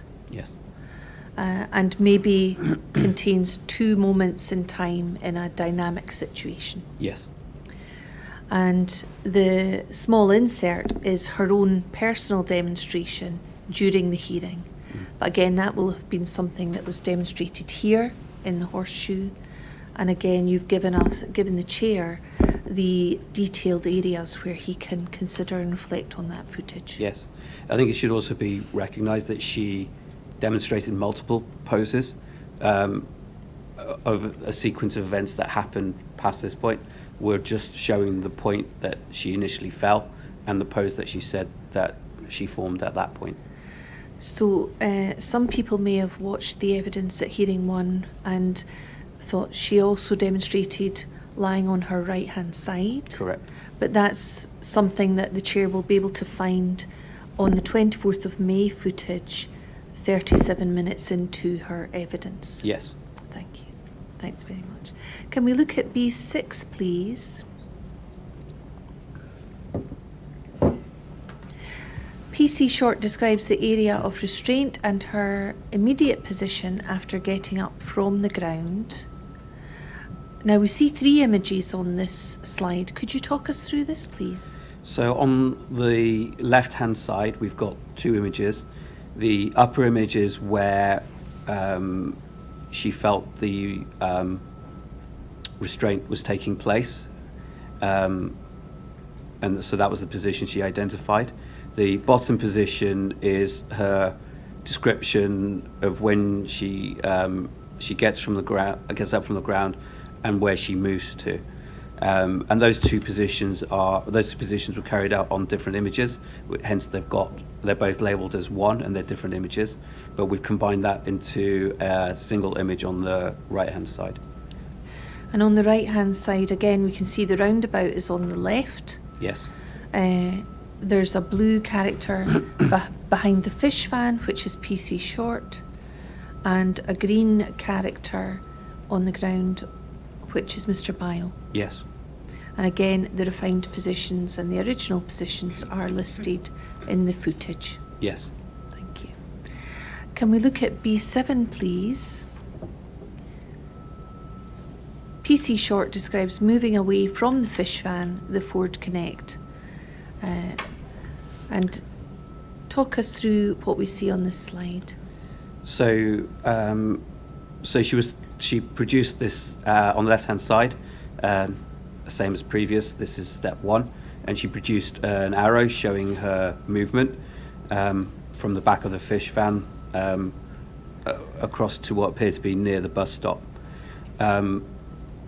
what we then did is we go to her actual position, and she talked about her line of sight being blocked by the transit van. So if you remember correctly, we tried to move her into a position that would have been the case, and we couldn't do that. But then she talked about being next to a tree, and she said she remembers branches being overhead.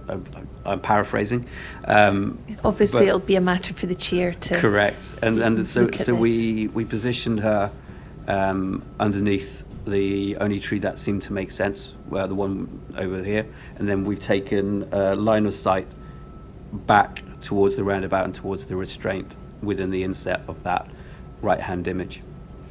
And so in the inset on the right-hand image, we can see the line of sight from the position of PC Short under the tree. Yes, And we can see on the left of that inset most of the transit van on the left. yes, And then the fish van to the right. yes, Thank you. And that's an indication, as you've said, about line of sight Correct. of the witness. Thank you very much. Looking onto the next series of slides, we're moving on to PC Tomlinson's images, and there are 9 slides in relation to this that you've gathered together. He gave evidence on the 25th and 26th of May this year. And let's start with C1. PC Tomlinson describes locations of people after exiting his vehicle. And tell us what we see here. So on the left-hand image, again, we're looking at step 1. We can see the roundabout or the line work leading to the roundabout on the left-hand side of that image. Position 1 is PC Tomlinson exiting the vehicle. Position 2 was a representation of PC Short leaving her vehicle, leaving the passenger side of the vehicle. Position 3 is PC Walker's position, and PC 4 being Mr. Bayo's position. That's then reflected onto the 3D positions. So we have PC Tomlinson in the background next to the fish van. We can see the bus stop towards the lower end of that image, and in front of that we have PC Walker and PC and Mr. Bayo effectively facing each other. And throughout, is Mr. Bayo represented by green That's- as the characters? That's correct. And again, it goes without saying the Ford Transit van position has been corrected. Yes. Let's move on, please, to C2. PC Tomlinson describes Mr. Bayo walking up the path. Talk us through this slide, please. So again, we've got quite a few positions that have been captured, but the ones that are relevant to this moment of time are positions 5, the circle 5, and the arrow 6, where PC Tomlinson's described his position, and he's described the movement of Mr. Bayo. We've chosen a position for Mr. Bayo along the path. Obviously, we can't show an animation, or we weren't showing animations.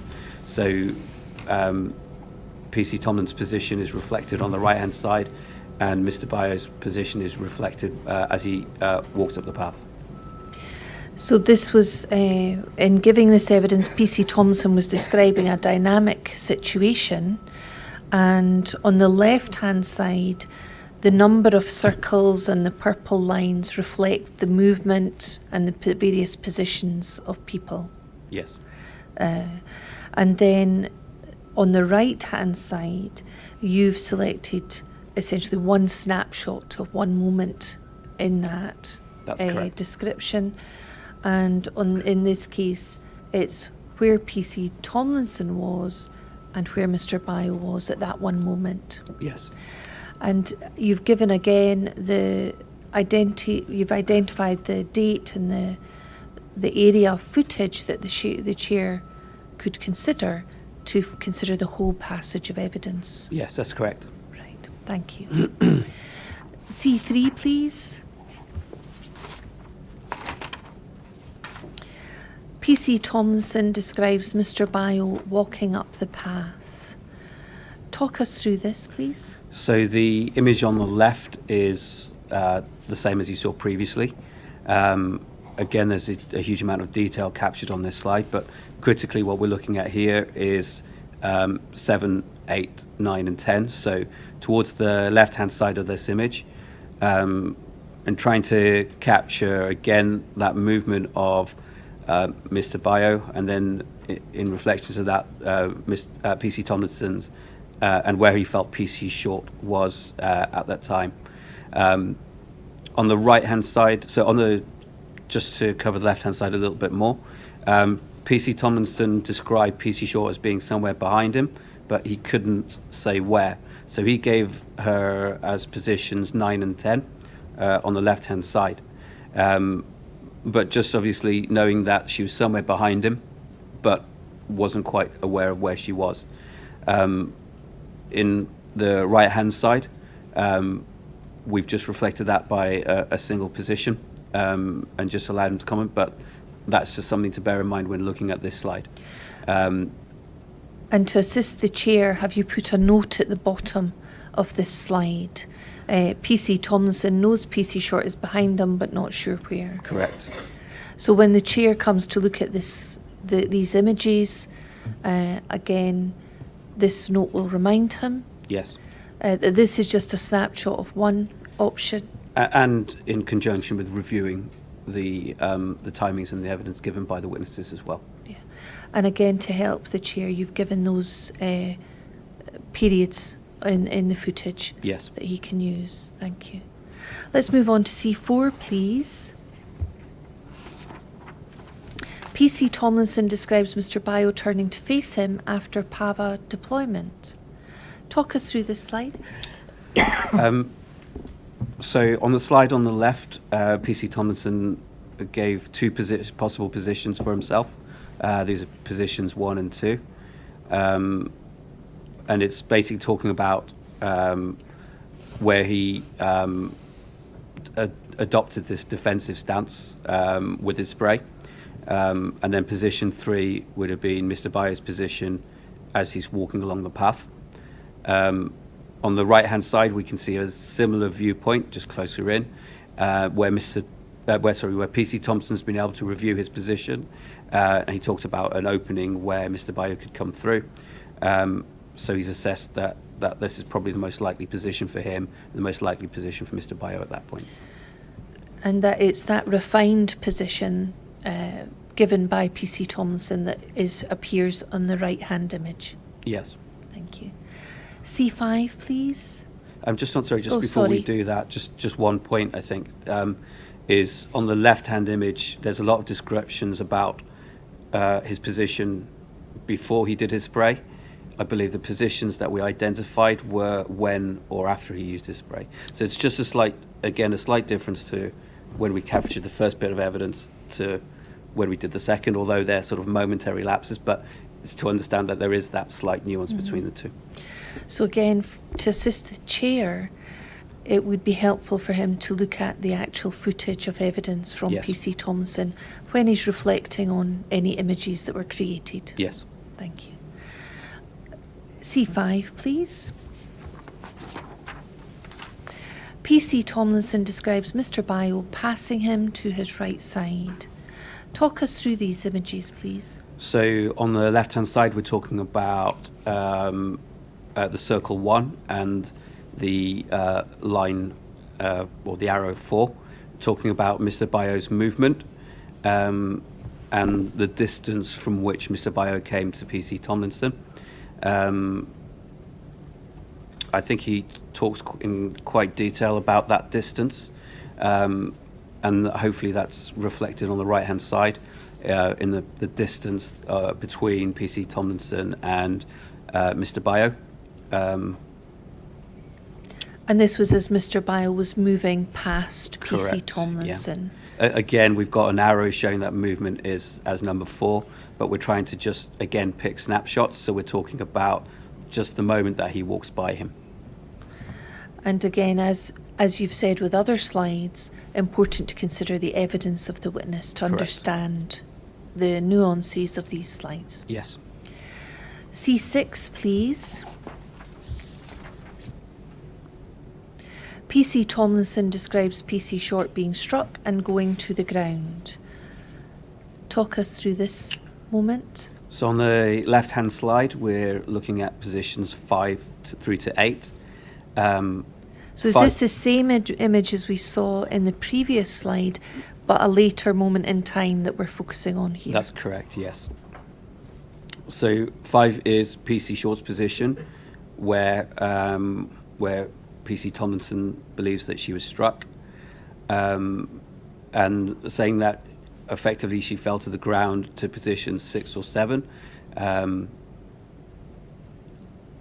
then described the angle at which PC Short fell as being 8, so effectively away from the roundabout slightly, so towards that angle. So that was what we gathered in step 1. After the refinement, we had a position of Mr. Bayo behind PC Short, demonstrating the approximate distance when the strike occurred, and then the position of PC Short when she fell to the ground and where she fell to the ground. So on the left-hand image, the roundabout is to the left. Yes. On the right-hand image, the roundabout is at the top in the distance. No, it's the other way around. So on the right-hand image, we're looking from the roundabout towards down Hayfield Road. So you can see the bus stop on the upper left-hand side. So we're looking towards the bus stop. Sorry, I have a terrible sense of direction. So the bus stop is in the distance. Yes. Up Hayfield Road. The roundabout would be behind Correct. the person if they were looking at that image. Yes. Thank you. Sorry. Thank you very much. And that is the fish van to the left of the characters that we see on the right-hand image. Yes. And we can see the fish van in the centre of the left-hand image. Yes. Thank you. Can we look at C7, please? Talk us through this. So we're talking now about PC Tomlinson describing the alleged stomp. In the left-hand side, you can see position 3 is where PC Tomlinson positions himself. Position 1 being PC Short's position on the ground, and PC 2 being Mr. Bayo's position to her side. Again, we're looking at this image with the roundabout to the left-hand side of that image. Thank you. When we come to the right-hand image, we are now looking towards the roundabout. So the roundabout is towards the upper end. So we've rotated around. You can see the location of the fish van on the right-hand side of that image. And in front of here, we can see the corrected positions by PC Tomlinson, who in this correction positions himself closer to Mr. Bayo at this point. PC Short is on the ground, as per his description. In the inset, we can see PC Tomlinson demonstrating the stomp. Again, the snap that's been taken is at the highest point at which the stomp would have occurred. Again, as per all our other caveats, it's always best to look at the actual full reconstruction. And so the insert of the demonstration is just a moment in time, but again, if the chair wishes to consider the actual demonstration itself in full, you've given the detailed location to find that footage at the bottom. That's correct. And on the image on the right, again, Mr. Bayo is the green character, PC Short is lying on the ground, and to the right is PC Tomlinson. Yes. Thank you. Let's look at C8, please. PC Tomlinson describes moving towards and striking Mr. Bayo. Talk us through what we see here. So on the left-hand side, you can see the bus stop to the north of the image, or to the top of the image, and the roundabout to the left of the image. Position 1 being PC Short's position on the ground, and position 3 being PC Tomlinson's position. Position 4 shows PC Walker moving towards Mr. Bayo. Is that the direction of travel? Correct, yeah. And then position 2 being where Mr. Bayo and PC Walker landed. However, that's not reflected in the image on the right-hand side yet, I don't think. So on the image on the right-hand side, we can see those positions. There are 2 positions shown for PC Tomlinson, so one to the side of the road, and then moving to his position where he is sort of face on to Mr. Bayo. Again, Mr. Bayo in green, In the as middle per of previous. the road. Yes, in the middle of the road. Yeah, PC Short is shown on the ground. And then you have PC Walker coming from the left-hand side. Again, you can see there's a note where PC Walker doesn't specifically say PC Tomlinson was in this position, but he just knew that PC Tomlinson was coming from a position to his left-hand side. PC Walker. PC Walker, sorry, my apologies. No. And he did that again using the line of sight image, and again we've got a note in there just to say that this is just to help him give his evidence that the view does not replicate human vision. Right. So in the insert on the right-hand side is the green figure, again, Mr. Bayo. Yes, And on the left of that inset image is that the arrival of PC Walker. correct. And so it's indicative of the line of sight from PC Tomlinson, who is Yes. standing in the area. And it's just to be aware that I believe that he positioned PC Walker from that line of sight view as well. So it's just to ensure that those caveats are in place when looking at that head's position. And again, the location of the actual evidence and the footage of that evidence is given below. Yes. And let's look at the final slide for PC Tomlinson, C9, slide 33. PC Tomlinson describes Mr. Bayo being taken to ground. Talk us through this slide. So pretty much the only figure we're looking at is 2. It was referenced in the last slide as well. And it was just the position where Mr. Bayo where PC Tomlinson felt that Mr. Bayo had been taken to the ground, effectively. You can see that on the right-hand image where we're looking towards the roundabout, so the roundabout is towards the top of the image, and the position and orientation is by PC Tomlinson's description. Thank you. And there's no attempt to do a 3D model of the actual restraint itself. No, as per our initial discussions as to why, reasons why we wouldn't do that. And I think you also explained that in hearing 1, Yeah. why that would not be possible. Thank you. Let's move on to the next series of slides. There are 4, and these relate to Kevin Nelson. And these are images 34 to 37. He gave evidence to the chair on the 31st of May this year.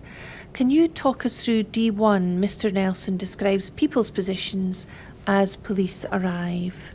So if we look at A, which is the left-hand side image, you can see the bus stop again to that right-hand side of that image and the roundabout to the left, with multiple circles and arrows to go through those.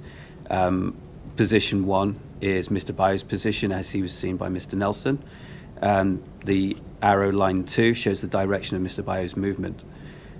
Position 3 being a male officer who came out of the driver's side of the vehicle. Position 4 being Mr. Bayo's position when the male officer was at position 3.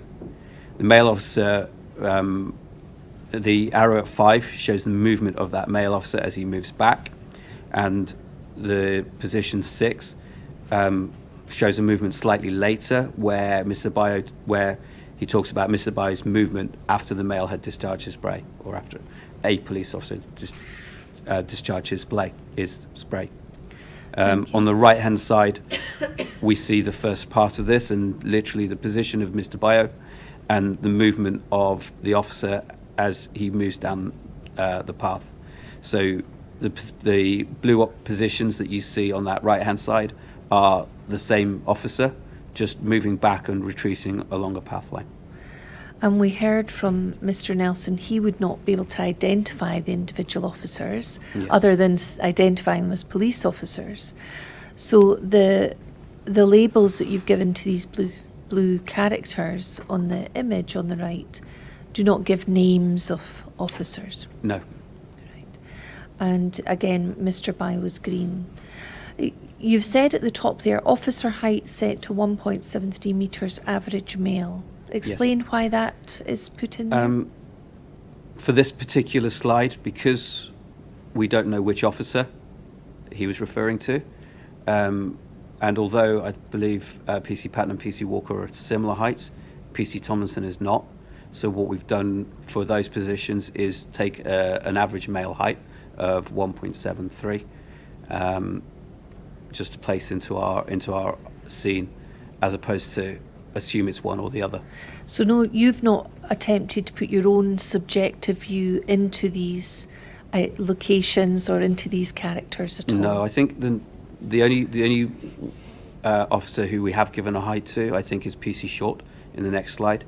But that's because she was the only female officer on site at that time. Thank you.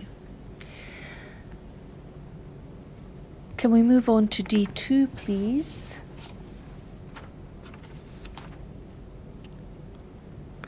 Sorry, D1A. So in this image, the reason we have only got one image is because I don't believe there's a reconstruction of it. I believe that's because we didn't feel we could do a decent reconstruction of this one event. However, because it was captured in evidence, we obviously wanted to be shown and brought to light. So Mr. Nelson describes the people position. I believe this is obviously after the fish van arrives. So he talks about a female officer being position 1, Mr. Bio's movement being the arrow of 2, and a male officer affected by the spray after his discharge being 3. So again, if the chair wishes to consider this in more detail, he can look at the references on the previous slide. Yes. And then move on to D2, please.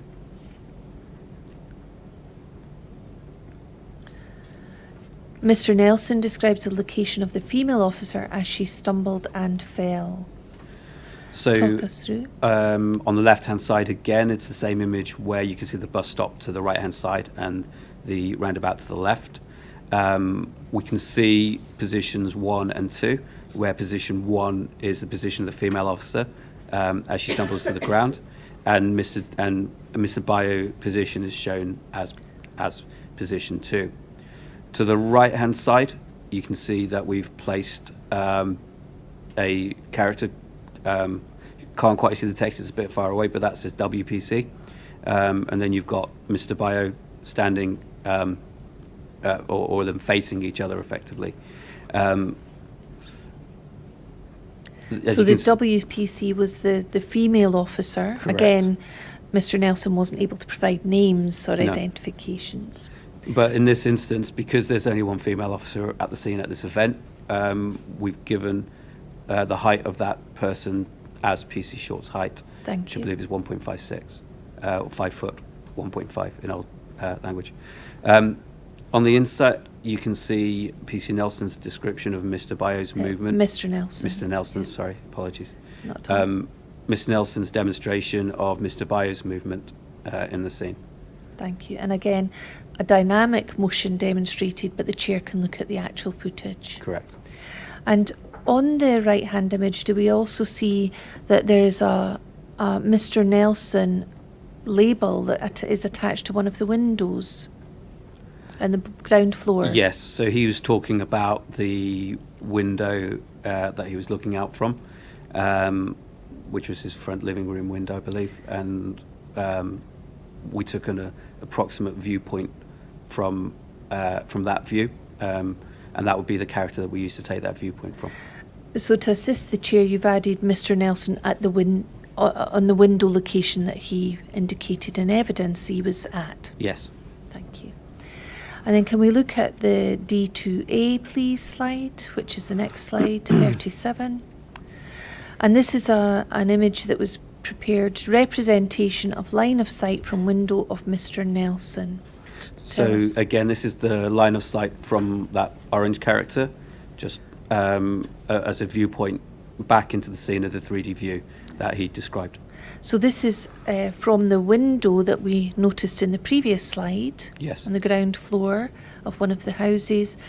And with the female officer, you've marked WPC, that you've used the height of PC short. Yes. For the purposes of this image. Yes. And this was an image prepared, a refined image after the input of Mr. Nelson. Yes. Thank you. Thank you very much. Just to add to that, though, this image was shown to Mr. Nelson, and he Yes. did indicate that it was representative of his view. Thank you. And let's move on now to the final images. So images 38 to 41. Again, we've got 4 images here. And this relates to former Police Constable Payton. E1, PC Payton describes Mr. Bio's position as the van arrives. Tell us what we see here. So as previously said, we didn't do steps 2 and 3 with PC Payton, so it's only step 1. And he describes... And step 1 is the image of Hayfield Road where he independently applied the red circles. Correct, to the still images. Thank you. So position 1 is Mr. Bai's position when PC Patton first saw him. 2 indicates the direction that Mr. Bai was walking. 3 is the position, Mr. Bai's position when the transit van had arrived and stopped. And the 4th one is basically to repeat the 3rd one. I believe he did like a double tap or something to reflect that. So 4th is effectively an error. So this occurs as the police van arrives, which is why the scene is bare and there are no vehicles in that scene. Thank you. Well, no police vehicles within that scene. But again, for the benefit of the chair, you've identified the locations of the footage at the bottom. Yes. And then can we look at the next slide, please? E2. PC Payton describes the location of people after leaving the van. Talk us through this. So we're looking at another still image. You've got the bus stop to the right-hand side and the roundabout, or the line work to the roundabout on the left-hand side. So position 1 is PC Payton's position when he discharges the spray, with position 2 being Mr. Bai's position. Position 3 is the position that PC Patton moved to when he goes to the back of the van, and he describes this sort of curling up or sort of bending over. Circle 4 is PC Walker's position before the spray affected PC Patton's eyes, and then 5 is PC Short's position on the ground. And again, you've given us the footage which was given, the evidence given on the 21st of June. Correct. Or played to the inquiry on the 21st of June. And it's an hour and 12 minutes into that footage. Just as a reminder that I wasn't present for PC Patton's evidence, it was something that I reviewed through the YouTube videos that are captured from the inquiry system. So you have reviewed it, but you've not then attempted to prepare the refined slides. Correct. Because you didn't have the benefit of discussing that with the witness Yes. in real time. Correct. And then I think there was another slide 42, but that's blank, I think, if that's not been removed. It's just this one. It's You've just seen one. this one. Sorry, slight error there. Let's look at E3 then. PC Payton describes the location of the restraint. Talk us through this. So basically, as with other witnesses, PC Payton was given the opportunity to select a point on the screen where he felt the restraint took place, and that's just demonstrated by circle 2 on the screen. Thank you. And I think that is the final slides. Let's just check. Yes. So that's this. I'd like to move on briefly just to discuss something else that you've subsequently provided to us, Mr. Di Giovanni. If we could look briefly at SBPI 00187. Now, after you gave your evidence and your first report was disclosed, I think we received some queries where we asked you for further detail to be provided. Yes. And you kindly you were sent what we call a Rule 8 request, and you prepared a response to those further queries for the benefit of the chair. Correct.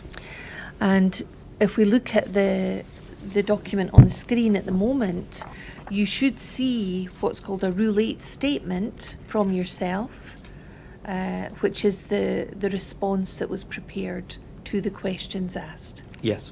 And this should be 12 pages. I think you will have a hard copy in the folder. I have one here. Oh, great, thank you. So 12 pages, and can you confirm that this was signed by you on every page on the 17th of November this year? Yes, using digital systems. Yeah. And at the end of this, if we can go to the very final page, please.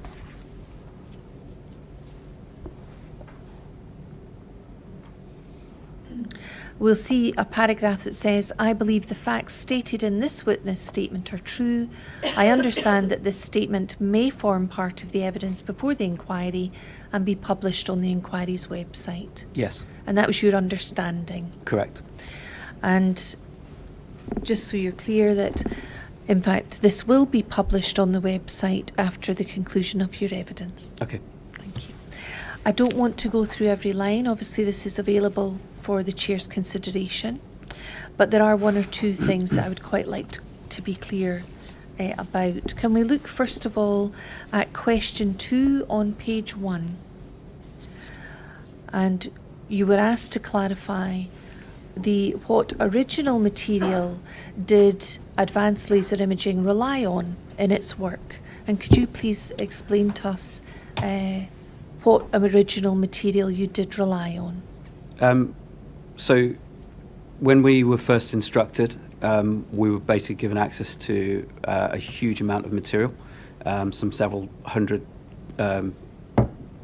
different documents or videos or images. And it was really, there was no real continuity chain or dates of submissions for each of these. So what we couldn't do when we were looking at this is just by looking at the numbers or looking at the references, understand which bits of evidence were original material and which ones weren't. What we had to do is piece by piece look at every single piece of evidence and try and understand which one was most likely to be the original source of material. And this was done by looking at metadata within video files or audio files and trying to work back to understanding where, for example, compilations have been created from and the root of the evidence. And that had all been done. I talk about it as being effectively a black box exercise where we try to use it basically means where we don't have other information to rely on. So we're trying to understand which information is original and which is a derivative of the core material based on viewing elements of the file itself, as I say, including metadata within the file or the makeup of the file itself. So for example, in videos, we would be looking at the compression type, pixel sizes, resolutions, compression ratios, things like that, to try and understand which was the original material. And where possible, we would then use that material. So you did your own assessment of the material you were sent by the inquiry to do your best to try and work out which was the original. Correct. And in fact, as I understand it, one of those elements was the CCTV from Gallagher's pub. Yes.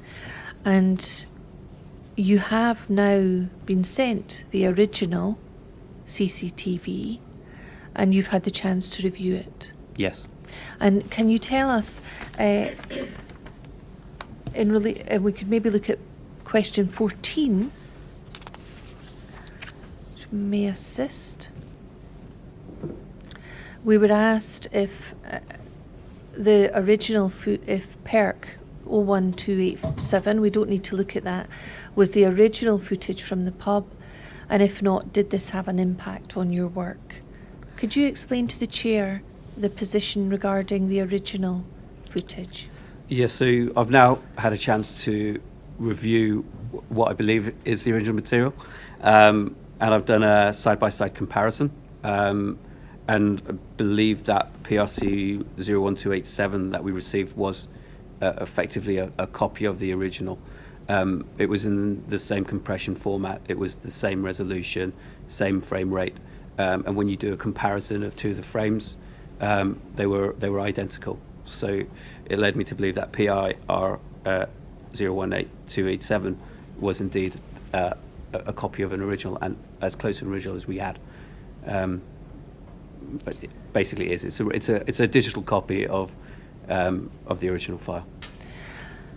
And just to be clear for those listening, you have not been asked, it's not part of your role to try and enhance that CCTV or to provide further clarity. That would be for another type of expert. Correct. There is a limited work that we would do, but it isn't our core expertise, so we wouldn't stray into that. So that would be for someone else to discuss. We'll perhaps Correct. hear evidence about this later. Thank you. But nothing you've said would alter, as far as I understand, that it will be for the chair to view that CCTV himself and to form his own views about what can be seen on that CCTV. Yes. Thank you. Then can we move on to question 27?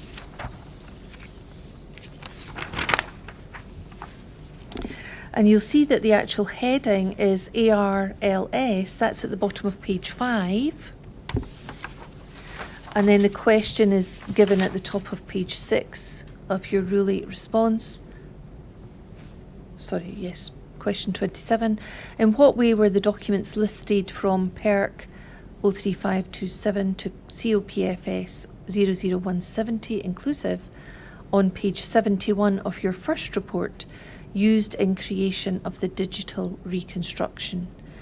And the answer is that ALI used those documents listed in reconstructing the ARLS tile in the evidence video timeline.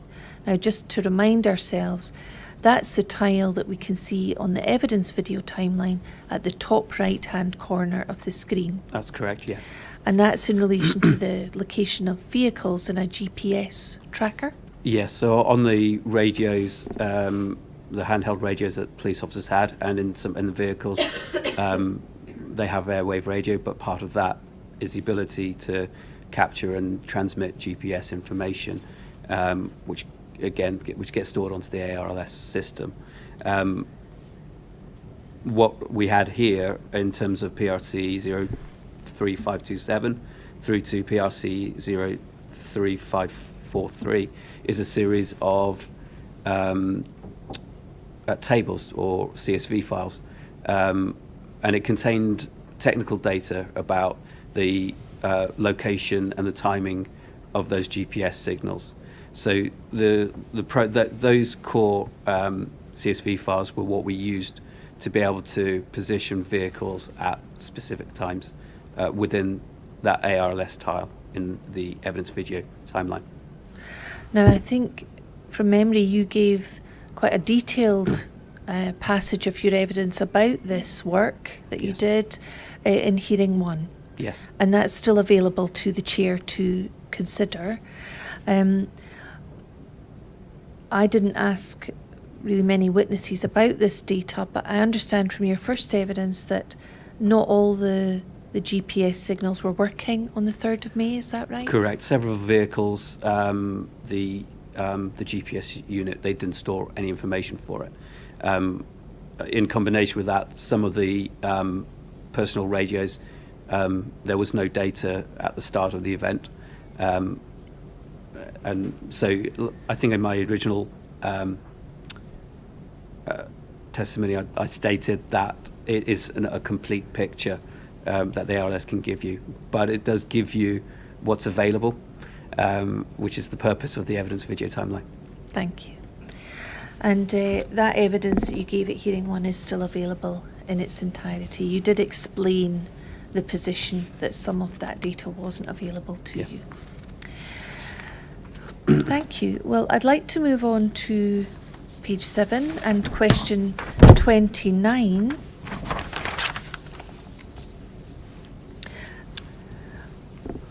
We see that this question is, what is a re-encoding error? Is there potential that any re-encoding process will introduce errors?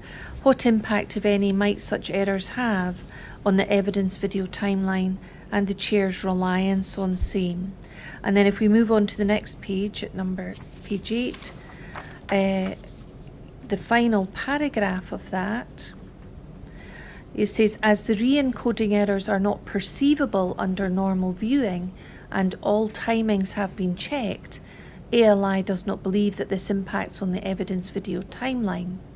This being said, it would be prudent in making interpretation from a specific CCTV tile in the evidence video timeline that the same interpretation can be made in the original CCTV video. Yes, that's correct. So to help the Chair understand, you would always recommend that he consider the original, but you don't believe that the re-encoding error has an impact on what can be seen on the evidence video timeline. Yes, correct.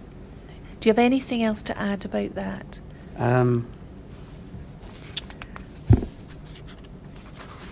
Anything the Chair should know, or?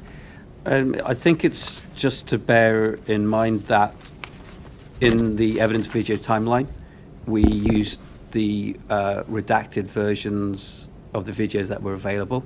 So these don't always necessarily relate back to the original CCTV, but they'll be effectively the redacted versions of that were produced to be shown in these hearings.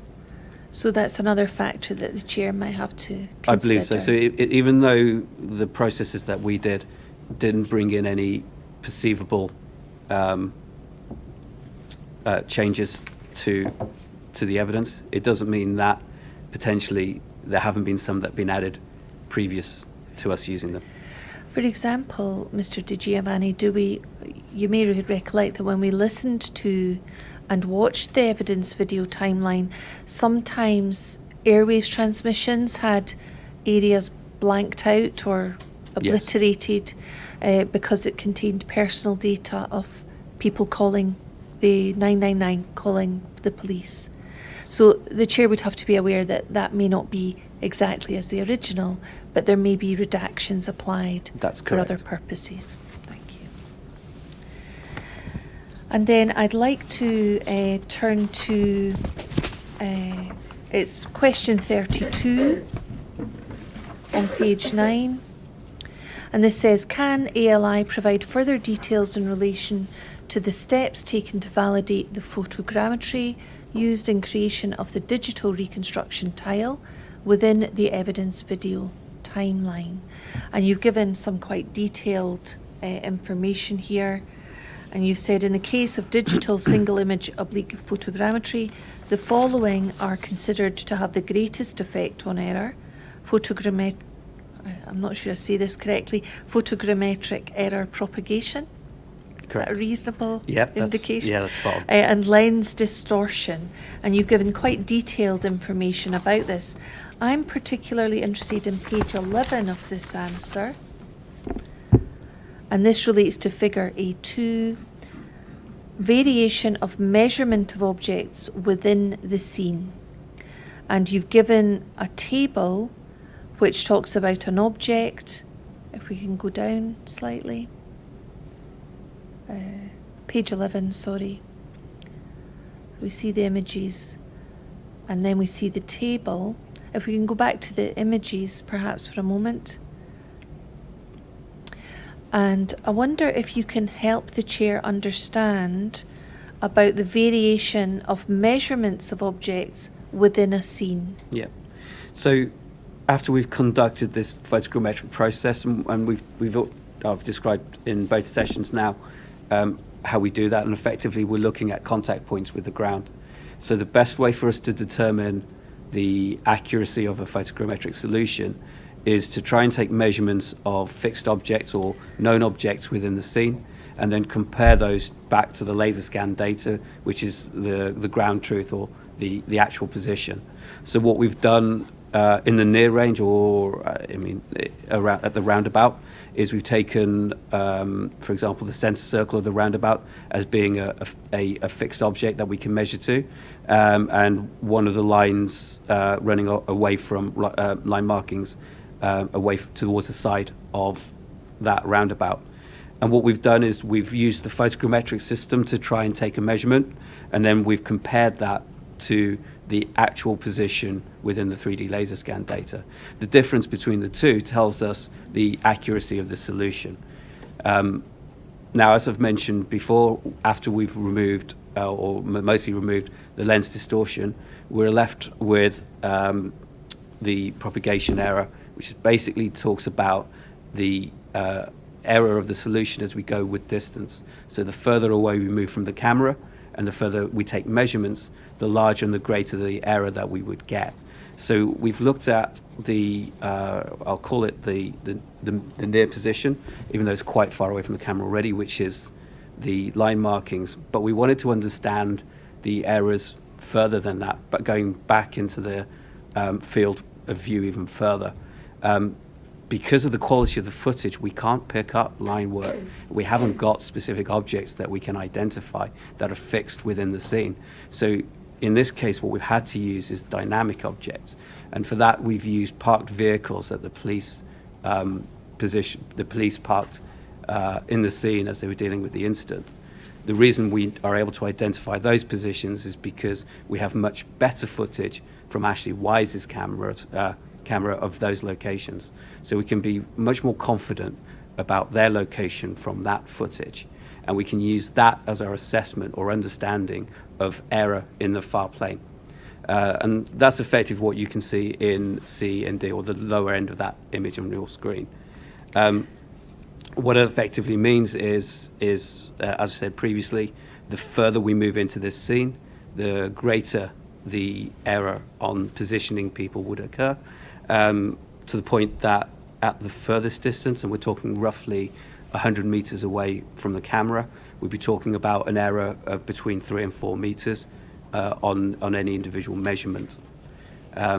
It's why in the initial assessment or the initial interview, my initial session, I've said that really when we're looking at that positioning tile, especially from the work we've done from Gallagher's footage, we should really be considering that as indicative, and not be using it to try and assess in great detail exactly where people were, but just to understand the locations of people at specific times. So let me just take you through that a little more slowly. This is in relation to the digital reconstruction tile that is on the video evidence video timeline in the top middle of the screen. That's correct. And photogrammetry is one of the cross-checks that you can carry out to confirm that the positioning of vehicles or buildings is accurate. So it's when we've positioned people or vehicles within a scene, it's to understand by how much of a tolerance we fitted that person, or being able to put that person into the scene. So it's how well we can position someone within that scene. And that can be carried out with things like CCTV footage. Yes. And that's used, but the further away from the camera, the less accurate you can be in terms of positioning. Correct. As using that tool of photogrammetry. Correct. But in this particular situation, as I understand it, you've also got not just the photogrammetry, but you've got the laser scan data from 2015. Yes. And you've got the Snapchat footage from Ashley Wise's mobile phone. Yes. And you've also had those to rely on, and not just the CCTV, to position vehicles. Correct. Yes. And other things in the scene. Yes, but for people positions, we had to rely on Gallagher's footage because it was the only complete source of CCTV covering the events. But in addition, for the benefit of the chair, he can always go back to the individual eyewitness evidence from the witnesses that we've heard. I don't believe that one piece of evidence should be taken in isolation. It's all got to be considered together.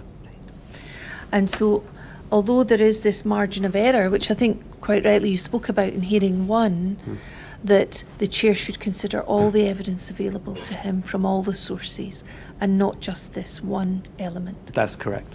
Thank you.